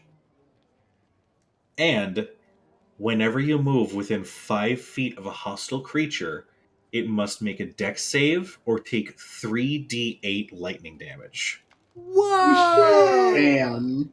And now once that property is used, so once you activate it, it's a once per dawn. Okay. Okay? Is that a timed use or just like a 1 round type thing? It is a 1 round. So on your Okay. turn, you have access to that. And then it ends at the end of your turn. Okay. Oh, Gilmore, did I ever say how wonderful you are? No. So glorious I am. It's for branding purposes. For Dermot, I couldn't help but notice that you mentioned on several occasions that you were almost thrown from some great height. So I present you this, and he's got all of these things in basically his own bag of holding, and he reaches in and pulls out a large quarterstaff looking thing that, as he slams it down, opens into a sky sail. Oh, shit. Okay. Oh, shit. Mechanically, a sky sail. Let's see. While they are open and while you are riding the sky sail, you can glide through the air. You have a flying speed of 60 feet, but you must descend at least 10 feet by the end of each of your turns, and you cannot gain altitude. Additionally, while in contact with the sky sail, you can cast the fly spell on yourself with a duration of 1 minute and requiring no concentration. You have to keep hold of the sky sail, though. And it's also a once per dawn. Is this a homebrew thing, I assume? No, this is actually all out of the Tal'Dorei Reborn book. Hey. Nice. I'm sorry. Is this Monday night's game? Yeah, I feel like I already have Justin's one of these in character my has on Monday this. game. Basically. This one's better though. For Arthea, I present to you the Coat of the Crest. This coat is a +1 coat, so +1 to your AC. The coat has 3 charges and regains 1d3 expended charges daily at dawn. When you are the target of an attack while wearing this coat, you can spend 1 charge as a reaction to gain resistance to 1 type of damage from the triggering attack. It is effective against the triggering attack and lasts until the start of your next turn. Any no restrictions on type of damage. Correct. There is Okay. no restriction. And for Thurston, being a man of exquisite taste, I wanted to give something a noble would appreciate as well as a spellcaster. So I present you this. This one is homebrew. It is a +2 glamored robe. Can glamour and wear whatever outfit you want to wear while getting a +2 bonus. Additionally, it also has 1d3 charges at the start of the day. When you expend a charge, 2 sorcery points. Are regained? Yes. Shit. Holy Fuck. shit. That's fucking awesome. Can I is there any limitation? I know I have 3 charges, Mhm. but are there any limitations to how many charges I can use in a day? And is that a bonus action? Gilmore does state, mechanically speaking, it is a bonus action Okay. to do that. For any of the items that have charges, he has put a failsafe where the arcane enchantment will remain, but they regain at dawn. So just remember that for those of you who have charges on these items, make sure you roll your D3 at the start of that day. Any unused charges will go away. So that way you're just not sitting on a 3 charge thing all the time. However much energy it has, it's a 1 minor drawback. You do have to roll at the beginning of each day. Okay. Cujo, is that Sky Sail on D&D Beyond? I don't know. I have not checked. I literally was just looking through the book this afternoon to find some. Okay. Of the names. Can you tell me what its abilities are again? 'Cause there's Yes. a bunch of stuff in the homebrew on it, but I don't know what's correct. So, flying speed of 60 feet, but you must descend at least 10 feet by the end of each of your turns, and you cannot gain altitude. Additionally, you can also cast the fly spell on yourself with a duration of 1 minute and requiring no concentration. But you have to keep contact with the sky sail after you do that. If you Does let the go- item require attunement? yes, it does. Okay. Do all of our items Cool. require attunement? The sky sail does. Your robe does. I knew it. The Storm Rider boots do not. The Inescapable Lash does. And the Coat of the Crest does as well.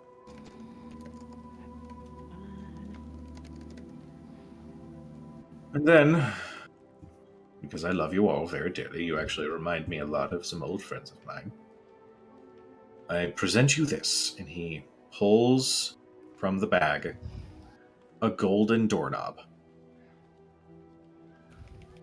If you will permit me. And he walks up to a wall and places the doorknob with the golden plate up against it.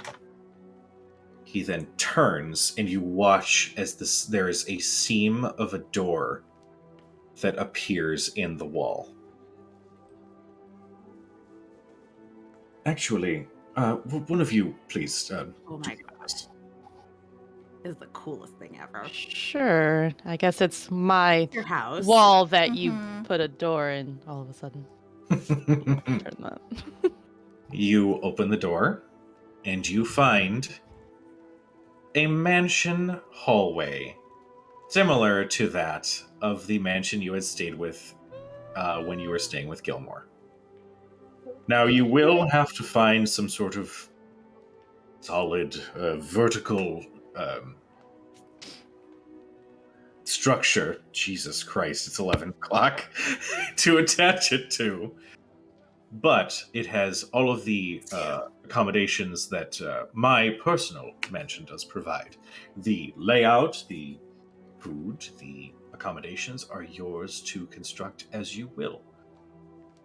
This is actually a spell that I picked up from one Morden Kanan, so hopefully it serves you well and serves as a better accommodation than the tents that your dear friend Thurston complains so often about. Thurston gives him a hug. Kenna leans into it and hugs back a little bit. Oh. This is so much better than the dome. No offense to the dome, but No, this is so much better. thank you so much, Gilmore. Thank you for saving my life and trusting me to make up the ground that I foolishly lost by not explaining everything to you. Oh, I am always yours if you need anything. And I truly hope that this can all be resolved soon. we might need to make our way out of town soon. Run into a bit of a situation. Oh, wonderful, as so often you adventurers do. Always making friends, this group. Actually. Well, Friends? with that in mind, I did call in one last little favor. And walking into the room,